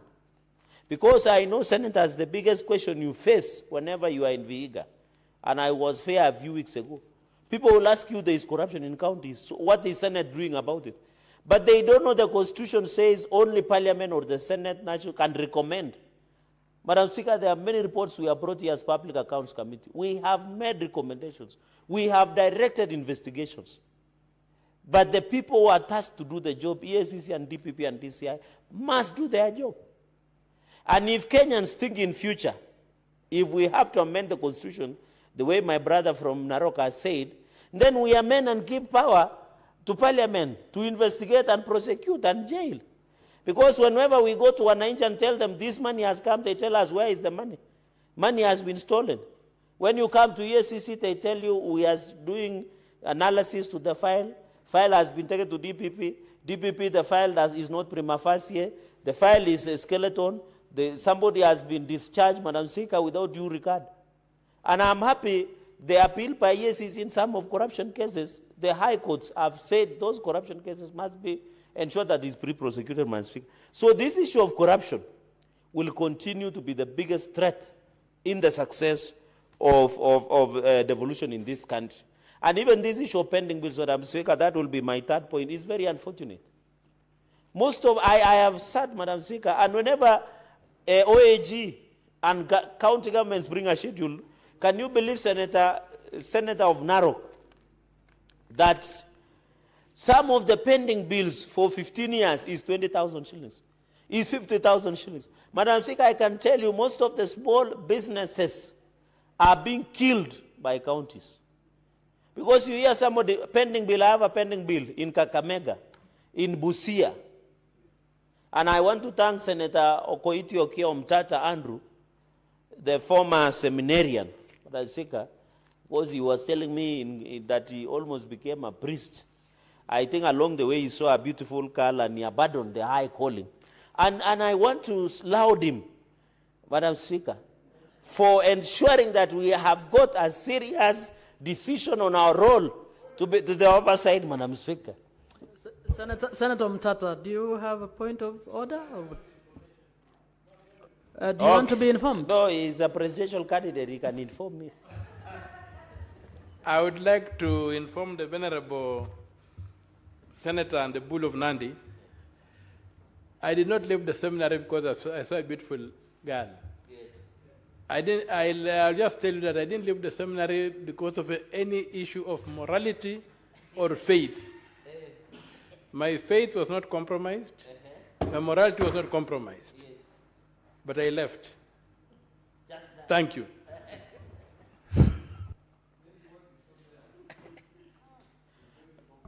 Madam Speaker, maybe what he saw in seminary could have compromised his decision in faith and morality. And that is why I was saying we must ensure that the decision that Senator Okiya Omtata, and he is enriching the legal jurisprudence in terms of devolution role in this country. And I want to thank him on behalf of all of us. You know, Madam Speaker, oversight has become under threat. You remember there has been a conversation that even Senate should not be doing oversight. And the deputy party leader of ODM is looking at me and smiling, Madam Speaker. Very sad and tragic that it's MCS. Can you believe the MCS to do oversight? Look at the MCS of Nairobi. They were called and they were told to abandon the agenda of impeaching the governor, and they abandoned. So can you imagine MCS oversighting anybody? While I respect and I have a tremendous respect for MCS across the country, and I believe that they should be given better capacity and ability, they don't have that mojo to all governors to accountable. And I hope the deputy party leader of ODM, Senator Utsosi, will correct that perception in future, because we know ODM has pro-devolution in all aspects. Madam Speaker, the issue of capital projects, that will be my fourth point, is we have noticed. We have noticed, and that is why I was saying on the pending bills. It is tied up between projects and the pending bills, Madam Speaker. Because on this issue of pending bills, and I want to say, I don't know, maybe other counties are different. Madam Speaker, most of our businessmen and women, young people and PWDs, even in Kisumu, where you come from, Madam Speaker, you get people getting diabetes and pressure. When you look at them, they are being owed 100,000 for the last 5 years by county governments. Madam Speaker, we must make a decisive action. What do we do to cure this problem? We saw even in Homa Bay County, where contractors were protesting. They wanted even to come to Public Accounts Committee to protest when their governor was appearing because of non-payment of pending bills. Even in Nandi, we have similar problems, Madam Speaker. It will reach a point that you will include 1,000 ways to die by doing business with counties. There is a program called a documentary, and I know the gentleman from Narok who has stayed in the United States from America knows that documentary, that there is what you call 1,000 ways to die, or is it 10,000 ways to die, is to do business with counties. In fact, my friends now, whenever they tell me they are doing business with counties, I told them to write their business obituaries, because that will be the end of their businesses. In fact, that we encourage people to do private business. So this perception must be corrected. Or finally, on the capital projects, there are many littered projects across the counties, Madam Speaker. We talked about vehicles a few hours ago. There are projects, for example, in Nandi, and I saw my governor saying that there is a project complete in Kapsengere.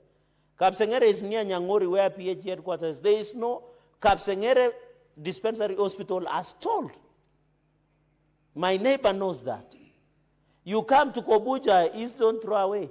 Next to East, that Kobuja hospital as told. In fact, Kobuja is center where he comes from, and I want to appeal to him that we have passed the money. At least he can build a public toilet in Kobuja center where he comes from. Even if you go to Chepterwai, near Mudete, the Chepterwai level 4 Nyayo hospital as told. You come to Mosoriat, you go to Tindred Maraba hospital, Madam Speaker, they have stole. Even the mortuary. People are now, God forbid, when people pass in Nandi, they have to go to private mortuaries, because there was a misappropriation of 100 million plus that was made. So people depend on Nandi sub-county for 34 bodies only, which accommodate the people. This is undermining Article 37 on dignity of Kenyans, and more so the people of Nandi, Madam Speaker. Madam Speaker, that is why I want to say in conclusion, and I want to correct the perception. Madam Speaker, if you are in politics and you don't use resources, you better not be in politics. I've had the Nairobi senator saying that when the president meets people and facilitate, I want to dare any politician who is here that whenever you host delegations, you don't give them food chai and mandazi and give them transport. This issue of people being too mean should stop. I remember when we went to Senator Utsosi's home, food was flowing freely. And he was sorting people. He was praying. He was praying his supporters, Madam Speaker. And then somebody, if you are in politics, resources and politics go together. And I want to tell these people who are saying it is wrong to use resources in politics, let them wait for the ballot in 2027. If they are not using resources to ensure that, and I'm happy in TIFA results, Madam Speaker. You have seen our party, UDA, is the most popular party in this country. And that is why we elected Wakwabi, Senator Wakwabi from Bungoma. Point of order, Wakwabubi. Wakwabi. It's Wakwabubi. Wakwakubi, as one of our... Say it correctly, it is Wakwabubi. Senator Consolata, so that you will teach me privately. What's your point of order, Senator Ledama? Madam Speaker, this is a house of record, and it's important for all of us to be factual. I'm a member of ODM, and my good friend is a member of UDA. I've seen the TIFA report. Yes. But unless my good friend is willing to table it here, he should withdraw what he just said. Because the popularities of counties, what is fact of political parties? My political party of ODM, your political party of UDA, the popularity is not what it was in 2024 and versus today. That's a fact. So I want to ask you to either withdraw that statement or table the report here so that we can actually be factual. Because, this is a house of record. Senator... Madam Speaker, in conclusion... Can you respond to that, please? Please. Yeah, just withdraw if you are not able to... No, I'm not withdrawing, Madam Speaker. I will table the TIFA report tomorrow to show that UDA is the most popular party. And in fact, President William Ruto will be re-elected in 2027. Those are facts that are in that TIFA report. I'm willing to table tomorrow in the afternoon as by your guidance, Madam Speaker. So in conclusion, let us appeal that this money go to the people so that they can get value. This is their tax, and I think that is what is important in this report, and commend the Finance and Budget Committee that I want to assure Nandi, Madam Speaker, will get 7.7 billion in this financial year of 2025-2026. And in future, Madam Speaker, when some of us will better things in that county, God willing, when I'm called, we will ensure Nandi is transformed into one of the world-class counties that we have ever seen in the history of this republic. With those many remarks, Madam Speaker, allow me to support and congratulate the committee on this report, and I hope the compliance will come automatically as per the Constitution. I support. Senator Osoti. Thank you, Madam Speaker, for this opportunity to also comment on this very important motion, a motion to basically process the cash disbursement schedule for equitable share for the year 2025-2026.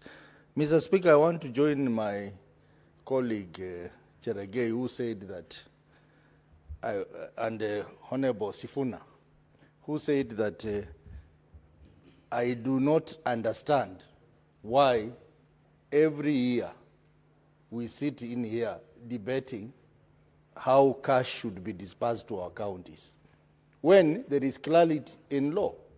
Madam Speaker, Article 219 of the Constitution is very clear that the money should be disbursed to counties without undue delay or reduction. Madam Speaker, the law is very clear. And the framers of the Constitution knew that there was going to be a challenge in revenue collection. So there will be a delay. But they insisted, they qualified that and said undue delay, meaning unreasonable delay, Madam Speaker. But what are we seeing, Madam Speaker? We are seeing a situation where counties run even 4-5 months without money from the National Treasury. And the PFM, Madam Speaker, is also very clear. It has actually improved on what the Constitution says by saying that money should be disbursed to the counties on the 15th day of the month. Madam Speaker, as a Senate, we come here every year, we perform this ritual. When it comes to equitable share, we perform this ritual called disbursement schedule. When it comes to additional allocation, even money coming from donors, we come here past the schedule. But the national government never follows this disbursement schedule. So what are we doing, Madam Speaker? We are wasting our time. We are wasting our energy in doing this ritual every year. I think by now we ought to come up with a solution to this problem. Because I can tell you, my few years in this Senate, I have realized that actually the problem of devolution starts here. The problem of devolution starts with delayed disbursement of funds to our counties. Because the delayed disbursement, Madam Speaker, is what breeds corruption in our counties. Especially if Treasury now releases, like last financial year, they released money to the counties a day before the end of the financial year. So you find that in counties, people are seated there, their work is just to see who to pay, how to maneuver the payment system, and get some people paid, and how even to do corruption, Madam Speaker. So the problems of devolution starts with this problem of delayed disbursement of funds. Madam Speaker, even issues like absorption in county projects, the problem starts here, Madam Speaker. The issues of planning of projects in counties, the problem starts here. Madam Speaker, even issues of performance in the counties starts here. Because how do you expect to have a performing workforce in counties when people are not being paid in time, Madam Speaker? Even the morale of the staff goes down. That's why you go to counties and you find that staff are not even working. They don't go to work. And when there is no money in the county, even the governors don't sit in their offices, Madam Speaker. Because contractors are on their neck, employees have not been paid, so they leave the office. Senior officials of the counties don't even sit in offices, Madam Speaker. And that overall affects the performance in the counties. So the problems of devolution, Madam Speaker, if you ask me, and Madam Speaker, you are a Vice Chair of Committee of Devolution. Madam Speaker, I would like you to listen to me and my good friend Senator Sigei is interrupting you. I am saying, Madam Speaker, you are the Vice Chair of Devolution Committee. If there is one single thing that your committee, working closely with the Finance Committee, is going to do in this House, is to look at this problem of late disbursement of funds to the counties. We must get a solution to that, because that is the source of problems in devolution in this country. I am saying that with authority because, Madam Speaker, 2 weeks ago, I led a delegation of my committee and some county officials to go and study the devolution system in Morocco. I was surprised. I was surprised that their process of disbursement to counties or regions is flawless. There is no problem of delayed disbursement to the counties. And therefore, they are able to do their work in time. And when it comes to auditing, they have a different auditing method, Madam Speaker. Their auditing method is a judicial method based on the French model, where counties or regions appear before a magistrate set up. And they are able to defend their reports. And judgment is issued there and there. So that if you have stolen, you are taken to to jail from there, or penalties are issued there. So we need to look at ways of strengthening devolution. And our role under Article 96 of the Constitution is to protect devolution. I want to say that if indeed this house exists to protect devolution, I think we must deal with this problem of late disbursement of funds. Suggestions have been made in the past, Madam Speaker. I remember in the past there was a suggestion by COG that to solve this problem, why can't we have a contingency fund in central bank where the national government will put in their money and counties will be able to borrow at minimal, extremely minimal interest. Because now, we are delaying to send money to the counties. So what do counties do? They go to commercial bank. They are given loans at higher interest, and they end up now paying even more. That end up even affecting their budgets, Madam Speaker. So in fact, I want to recommend that one of the things the Finance Committee should do is to try and carry out a research to find out how much are counties paying in terms of interest arising from late disbursement of funds. And Madam Speaker, you will discover is billions of money, Madam Speaker. And this is also another source of corruption, Madam Speaker. Because now, county Senator officials... Sotsi, the chair has now changed to Mr. Speaker. Mr. Speaker, my good friend, I've seen. Thank you. Sorry for that. So, Mr. Speaker, this is also another source of corruption because county officials are colluding with bank officials so that they can get some kickbacks by getting loans from commercial banks at a higher interest. So a solution needs to be found so that we can get to the bottom of this matter, because as I said earlier, this is the real source of cancer affecting devolution in this country. Madam Speaker, Mr. Speaker, sorry. Mr. Speaker, we have this problem of delayed disbursement in our counties. But we don't have the similar problem in national government. You will never hear that salaries in national government have been delayed. They are always paid on time, Mr. Speaker.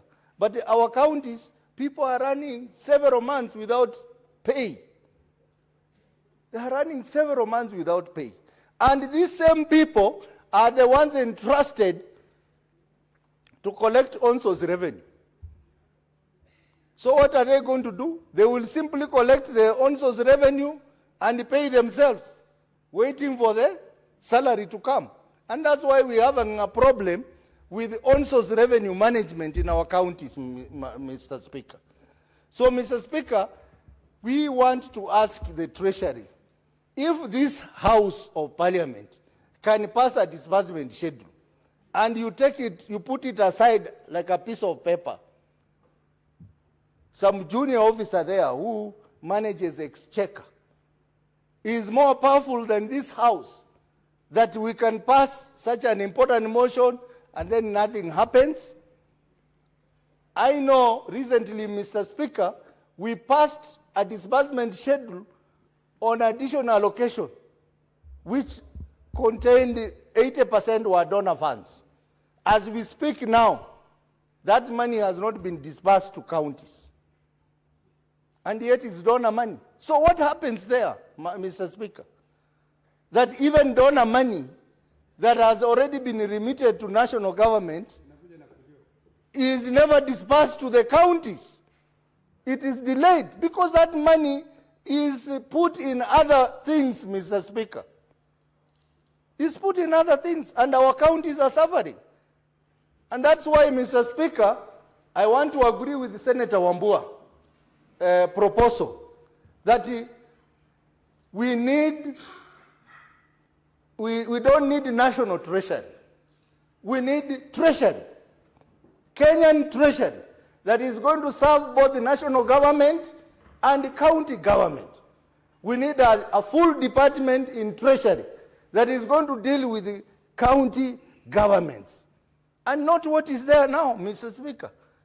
Because the national Treasury is working at the whims of the executive, the national government, and they don't care about county governments. Something has to be done, and maybe we need a law to be brought to this house to be very clear on how the national treasury is going to be organized, so that the treasury is not going to serve the interest of national executive. It is going to serve the interest of two levels of government. Mr. Speaker, I also wanted to demonstrate the effect, the spiral effect of late disbursement of funds. What happens? We are going to pass this disbursement schedule. They will sit on it for the next 1 month, and then they will disburse money for July. And then after that, that money now, counties accessing it, they have now to come to COB. COB now will take another 1 month. And then now when it goes to the counties, of course there is other delays there. The county assembly will even suffer more, because now the county assembly has to get their money through the county executive. And that's why we are saying that law that we passed in this house, the financial autonomy of county assembly, must now be implemented immediately, because the president has already signed it into law. Why is it not being implemented, Mr. Speaker? We want to see a scenario where this late disbursement of funds does not continue affecting the oversight in our counties.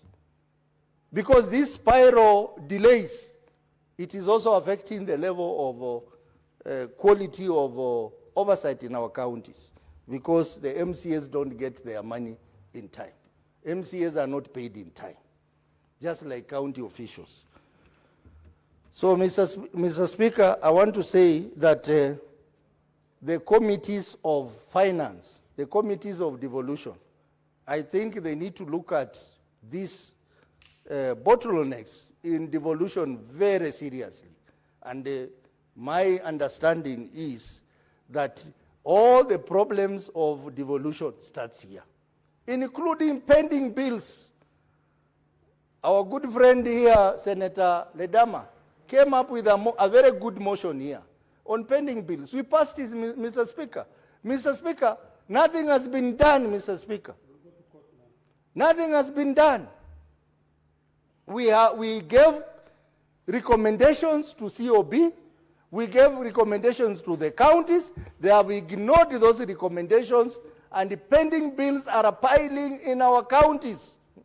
Mr. Speaker, why are we here for, if the things that we pass in this house are never implemented by relevant organizations? And I think it's a high time, we have said it many times here, Mr. Speaker, that is a high time institutions like COB are called to appear in the committee of the whole house, so that we question them on these issues. Even EACC should be called and appear here. What they are doing in our counties, it is a mess. They come, they raid the county offices, carry files away, and then now they will stay for years with those files. When the county executive appears in the oversight committees of Pack and Pick, they come and say, we don't have documents. Why? They were taken away by EACC. And this is a mess. It is affecting devolution in many ways. So, Mr. Speaker, I think we need to put more focus around this issue of disbursement of funds. And most importantly, we must get an explanation why money that is already given to government is being delayed to come to us. Money that is given by donors under additional allocation. Why would it take long to be taken to counties, and yet the money has already been reflected in government books? Mr. Speaker, that money should be taken to counties. Yesterday in my committee, we were looking at FLOCA. climate change funds for Vihiga County. And one of the things that we faced was late disbursement of funds from National Treasury. Why would we have late disbursement of funds for donor-funded money? The money should just be available. In fact, they should transfer the money in whole to the counties, not even on monthly basis. They should transfer the money in one tranche to the counties. Mr. Speaker, something has to be done around the issue of disbursement of funds, and it is in our hands as a Senate, the relevant committees of finance and devolution. They need to up their game. And I believe that if they did something, then we will stop this crybaby kind of thing that we go through every year when we are passing this schedule, and become real protectors of devolution in this country. Mr. Speaker, for those many remarks, I support. I'll call upon Senator Okoiti Omtata. Mr. Speaker, I thank you for the opportunity to contribute to this motion, which I support, but with a few comments. Among my comments, I will start off where my good brother, Senator Soti, was going to but stopped short. Mr. Speaker, we are dealing with a design problem that cannot be solved with a lot of English. Yes, my county has been allocated some good money, and every month end it is supposed to receive, every mid-month it's supposed to receive some, about 630,000 shillings. It has been allocated 7.956 billion for the year 2025-2026. Now, the problem is with the national treasury is a design problem. The Constitution never anticipated or expected that the national treasury to be a ministry of the national government. The national treasury was supposed to be autonomous so that it can serve all the 48 governments, the national government and the 47 county governments equitably and equally. But because the National Treasury is a ministry headed by a cabinet secretary and headed by a principal, who is assisted by the principal secretary and the departments there. That's basically how Section 11 of the Public Finance Management Act defines the National Treasury. That is in contradiction with Article 225, Clause 1 of the Constitution, which clearly requires that the National Treasury shall be set up by an Act of Parliament, or an Act of Parliament shall provide for the National Treasury. To underscore that, if you go to Article 152, 1D, it clearly says that we shall have not fewer than 14 cabinet secretaries and not more than 22 cabinet secretaries. Not less than 14 and not more than 22. Much later on, in 225, is when the National Treasury is being set up. There's nowhere it was anticipated that the National Treasury would be part of the national government. That it will be headed by a cabinet secretary and a minister, and a cabinet secretary and a principal secretary appointed by the president and who serve at the pleasure of the president, who have no security of tenure. And you have heard the president say that, I have given counties money. How? Whose money can he give to counties? He can't give counties money. We must get the institution right. We must create an independent treasury as anticipated and have an independent treasurer, a professional who has security of tenure, who is competitively recruited, he can't be fired, and that man will ensure that the law is dealt with. We shall stop lamenting about the late disbursement of funds to county governments. Even the corruption we are talking about, we also need a similar institution at the county government We must take the money away from the governor. The idea of having an imperial governor at the county and an imperial president at the national level is what we should be fighting in this house. We must ensure the separation of powers. The executive power should remain with the president, but the power of the purse should go back to parliament and be vested in three institutions. That's parliament itself, which does the budget, the control of budget, who oversees the budget, and the national treasurer, who then disburses funds in a professional manner, not according to political whims. The same structure should be there at the county government. We must slay the imperial governor, take money away from the governor and invest it in an independent county treasurer who cannot be fired by the governor, who is competitively recruited, and who serves the public, not an individual. That way we shall protect money. That particular person will be able to ensure that there are no pending bills. Because pending bills are unconstitutional. They should not be there. And pending bills are not a public debt. That's something we should also clarify. Article 214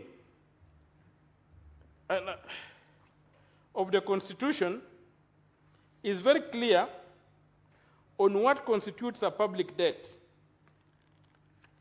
And that article gives it very clearly that public debt is a charge on the consolidated fund, but an act of parliament shall provide for charging all that.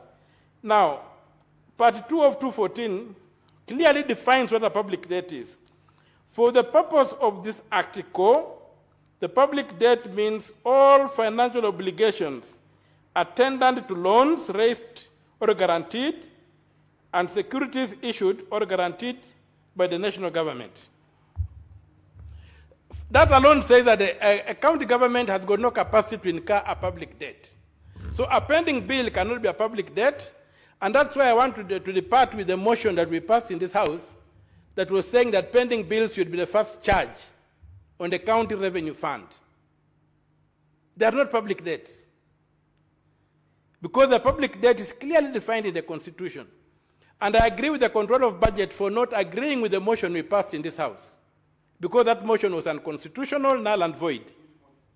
The motion saying that we should, the motion Honorable Olekina Ladema moved in this House, the Senator for Narok, that motion was unconstitutional, null and void, because it failed to understand the concept of a public debt. And so, Senator Olekina, what's your point of order? Mr. Speaker, sometimes when I listen to my good friend Okiya Omtata, I really wish that he went to law school and not just practice law outside and not having gone to really understand the role of Parliament. Parliament pronounces itself through motions or bills. So is the good senator in order to suggest that this Parliament will pass unconstitutional motions, or this Parliament will not pronounce itself? Then what else are we doing here? You know, sometimes it confuses me whether we know the work that we are doing in this Parliament. If we're in this Parliament, we are here to convince each other. You know, we have two sides of the aisle. So I really hope that you can find the good senator out of order, because this Parliament does not pass motions which are unconstitutional. We have a secretariat, Mr. Speaker, that advises. So in fact, it's like saying the work that the secretariat do in this Parliament, they are not competent. Well, You can't. Senator Olekina, you've made your point. It's completely uncouth to actually suggest that this Parliament can pass laws which are unconstitutional or motions that are have made your point. Just a point of clarification before I give directions on it. If you followed the argument by Senator Okoiti in the context of a motion that was moved, he indicated that he would depart, in his opinion, with the motion. So, Senator Kwaiti, you may proceed with your arguments on it. Yes, my argument is that my reading of Article 214, the one that says that a public debt shall be a first charge on the consolidated fund, goes further to clarify and define what qualifies for that public debt, not any owning. A county governor, for example, cannot go and incur a debt in a hotel and doesn't pay, and it becomes a public debt. A public debt must be a financial obligation attendant to a loan raised or guaranteed and securities issued or guaranteed by the national government. So, when we talk of pending bills, where suppliers have supplied goods and services and have not been paid, that cannot be a pending bill. That cannot be. Proceed to raise your point of order, Senator Olekina. Mr. Speaker, let us be factual and let us try to interpret the Constitution accordingly. County governments do not get their money from the Consolidated Fund. County government gets their money from the County Revenue Fund. What Senator Okiya Omtata is referring to is on an issue of a public debt that has got to do with the Consolidated Fund. The Consolidated Fund deals with funds for the national government. The county government, all county governments accumulate pending bills by not paying money to suppliers. It's simple as that. I supply to a county government, it does not pay me. The financial, every county government, Mr. Speaker, operates on a cash basis of accounting. There's an accrual basis of accounting and a cash basis of accounting. We can give accounting 101 to be able to differentiate the two. When you go to State Department, they are operated on accrual basis because they depend on the Consolidated Fund. County governments, every financial year, the money you have, you must spend of it, then what do you call it? It's a pending bill. So let us be clear, when we interpret the Constitution, let us be clear that the Constitution, if you read Article 219, 219 is clear. A county share of revenue means raised by the national government shall be transferred to the county without undue delay and without deduction, except when the transfer has been stopped under this article. When you go back to 217, Mr. Speaker, because this matter is very clear, and we need to be clear on it.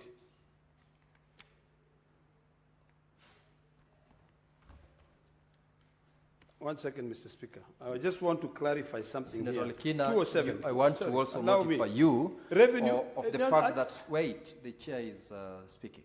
Yes, Mr. Speaker. I want to notify you of the fact that you've already spoken to this bill, and if you are raising an issue as regards a point of order, it is the chair to direct, and I actually was headed to direct Senator Omtata that he should confine himself in his arguments to the schedule for the financial disbursements for the financial year 2025-2026, which we're seeking to clarify by making reference to the Constitution. Senator Okiya Omtata? But you do not have the floor. You are raising a point of order. You have already spoken to the matter. I'm raising, if you allow me to clarify, please, in 30 seconds. Please do so in under 30 seconds. Mr. Speaker, I am not speaking twice on this matter. I am clarifying a point of misleading. You cannot mislead the public. It is clear. I raised the issue on correcting what Senator Omtata was saying. I am not speaking twice on the matter. I cannot allow such things to go on record when it is clear that the county governments get their funds from the County Revenue Fund. It is under Article 207 of the Constitution. You've made your point, Senator Okiya Omtata. Confine yourselves to the arguments. Yes, I'll do so, but I think Article 206 defines what a consolidated fund is, and the county governments don't get their money from the County Revenue Fund. They use the County Revenue Fund to disperse their money.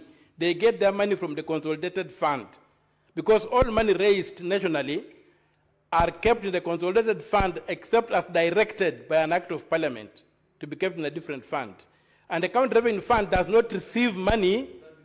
The county look at Article 206. Read 206. So for me, what I was trying to say back on the motion is that we need to look at this constitution keenly. We must not allow pending bills to become something that can burden us into the future. We spend and we implement an appropriation act at the county government. An appropriation act cannot result in you having a pending bill. And there's no way you can carry a pending bill, a bill from one act to another act without the involvement of the assembly that enacted the act. So pending bills have to be cured through a supplementary budget, but not to become a first charge on the new budget, on the new Appropriations Act passed by the Assembly. So we need to look at it, and I'm saying that one of the problems we're now having with finances in the counties, even when we disburse them, is that we have got a mechanism at the county government where the governor is an imperial animal controlling both the money and the executive power. We must address that to be able to get rid of things like pending bills, to get rid of the misappropriation of funds, and invest the money in the counties in the professionals. Let us have an independent county treasurer controlling the public money in the county. And at the national level, we must take the treasury away from the executive. The treasury cannot be a ministry of the national government. It must be an independent organ serving the 48 governments. It must also devolve, we must also slay the imperial presidency at the national level by separating the executive power from the power of the purse. The money must go back to parliament. That way we shall be adding value to the debate to try and ensure that county governments are paid on time. So that when the national treasurer does not disperse money on time, we can hold him to account. You can hold his feet to the fire and say, why haven't you done this? And when money is misappropriated, when bills are not paid at the county and work has been done, we can ask the national treasurer, the county treasurer, why have you not paid this money? But when we invest money in politicians, we end up with all the problems we are having. The funds get mismanaged. Can we put a padlock on public funds so that the law, we have all the laws we require. We just have a wrong political culture. Can we get a culture whereby we give the institutions the power they're supposed to have, get the proper designs, amend, get rid of laws like Section 11 of the Public Finance Management Act, which make the Treasury basically a cash box for the president, because the president controls the minister and the PS. And so you depend on the president to have money delivered to counties. And none other than the president has said that they have ensured money has gone to the counties. A statement that should never come out of a human being's mouth. Because the law says how the money should be disbursed to counties. And so I really plead that we go that route. On the question of e-procurement, I'm a strong supporter of open governance. And digitalization of systems is one thing that will help us get proper open governance.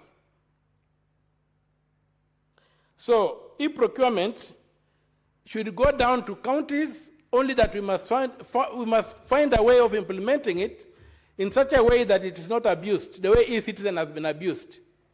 But if we do it properly, e-procurement should enable us to get to a situation, to a position whereby we are able to see procurement going on, and as it has been rightly cited by Senator Cherargei, in e-procurement we will not be able to allow, because it is transparent and open, we will not be able to allow somebody to procure a bottle of Fanta or Coca-Cola for 1,000 shillings in the open market. So e-procurement is also something I speak to, and I support, and I plead that those opposing it should direct their energy to how do we make it how do we make it successful? How do we make it succeed and serve the public and not be a bottleneck on the public? Finally,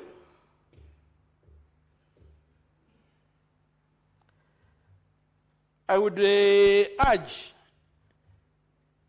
even as we talk about these institutional reforms, nothing stops the Treasury as currently constituted, if it really has the goodwill, to go down, to bend down and be able to disperse this money as required, because there's total confusion in counties where workers are not being paid, and some workers have obligations, are exposed to bank loans and what have you, and things get very complicated. So I hope that going forward, the Treasury will see sense in obeying what the law requires, both the Constitution, in a timely disbursal of funds, and the public finance management, which gives the date of 15th of every month that the required funds should be delivered. And I pray that the 7.956 billion shillings meant for Busia will be put to proper use when His Excellency Governor Dr. Paul Nyongesa Otuoma, gets this money. It will go to what it's required. Thank you, Mr. Speaker, sir. And with those few remarks, I support the motion. Thank you, Senator Okoiti. In your argument, I believed you made reference to the fact that we needed to lock up, get a padlock for public funds. I tend to think the opposite would have been the case. Get the hold of the key, because we need to spend that money. And therefore, we can't padlock it. We just need to get the right person to hold the key and take care of the public resources. Lastly, I will allow Senator Consolata to make her contributions also to the schedule for financial year 2025-2026 cash disbursement for counties. Thank you, Mr. Speaker, sir, for the opportunity. I also want to contribute towards the report of the Standing Committee on Finance and Budget on cash disbursement schedule. And I've observed the following, that one, if you look at the backloading of cash disbursements, definitely you realize that it curtails budget implementation at the counties. And in regard to the Constitution of Kenya, I feel that it desecrates, or rather contravenes, Article 203(1)(j) that talks about that requires revenue allocation to counties to be stable and predictable. But sometimes you find that the release of finances is gotten at the tail end of the financial years. So this will definitely hamper the service delivery at the counties. Then there will be a lot of blame shifting between various parties or between various actors at play. So to wrap it all, I have also observed that this must have stemmed from sharing formula. It builds on delayed disbursements. It also leads to pending bills and a lot of controversies at the counties. So much as we are deliberating on this fact, it is important to realize our mandate as a Senate, derived from what the Standing Committee has quoted, that is under Standing Order number 212-3, in conjunction with the PFM Act Cap 412A.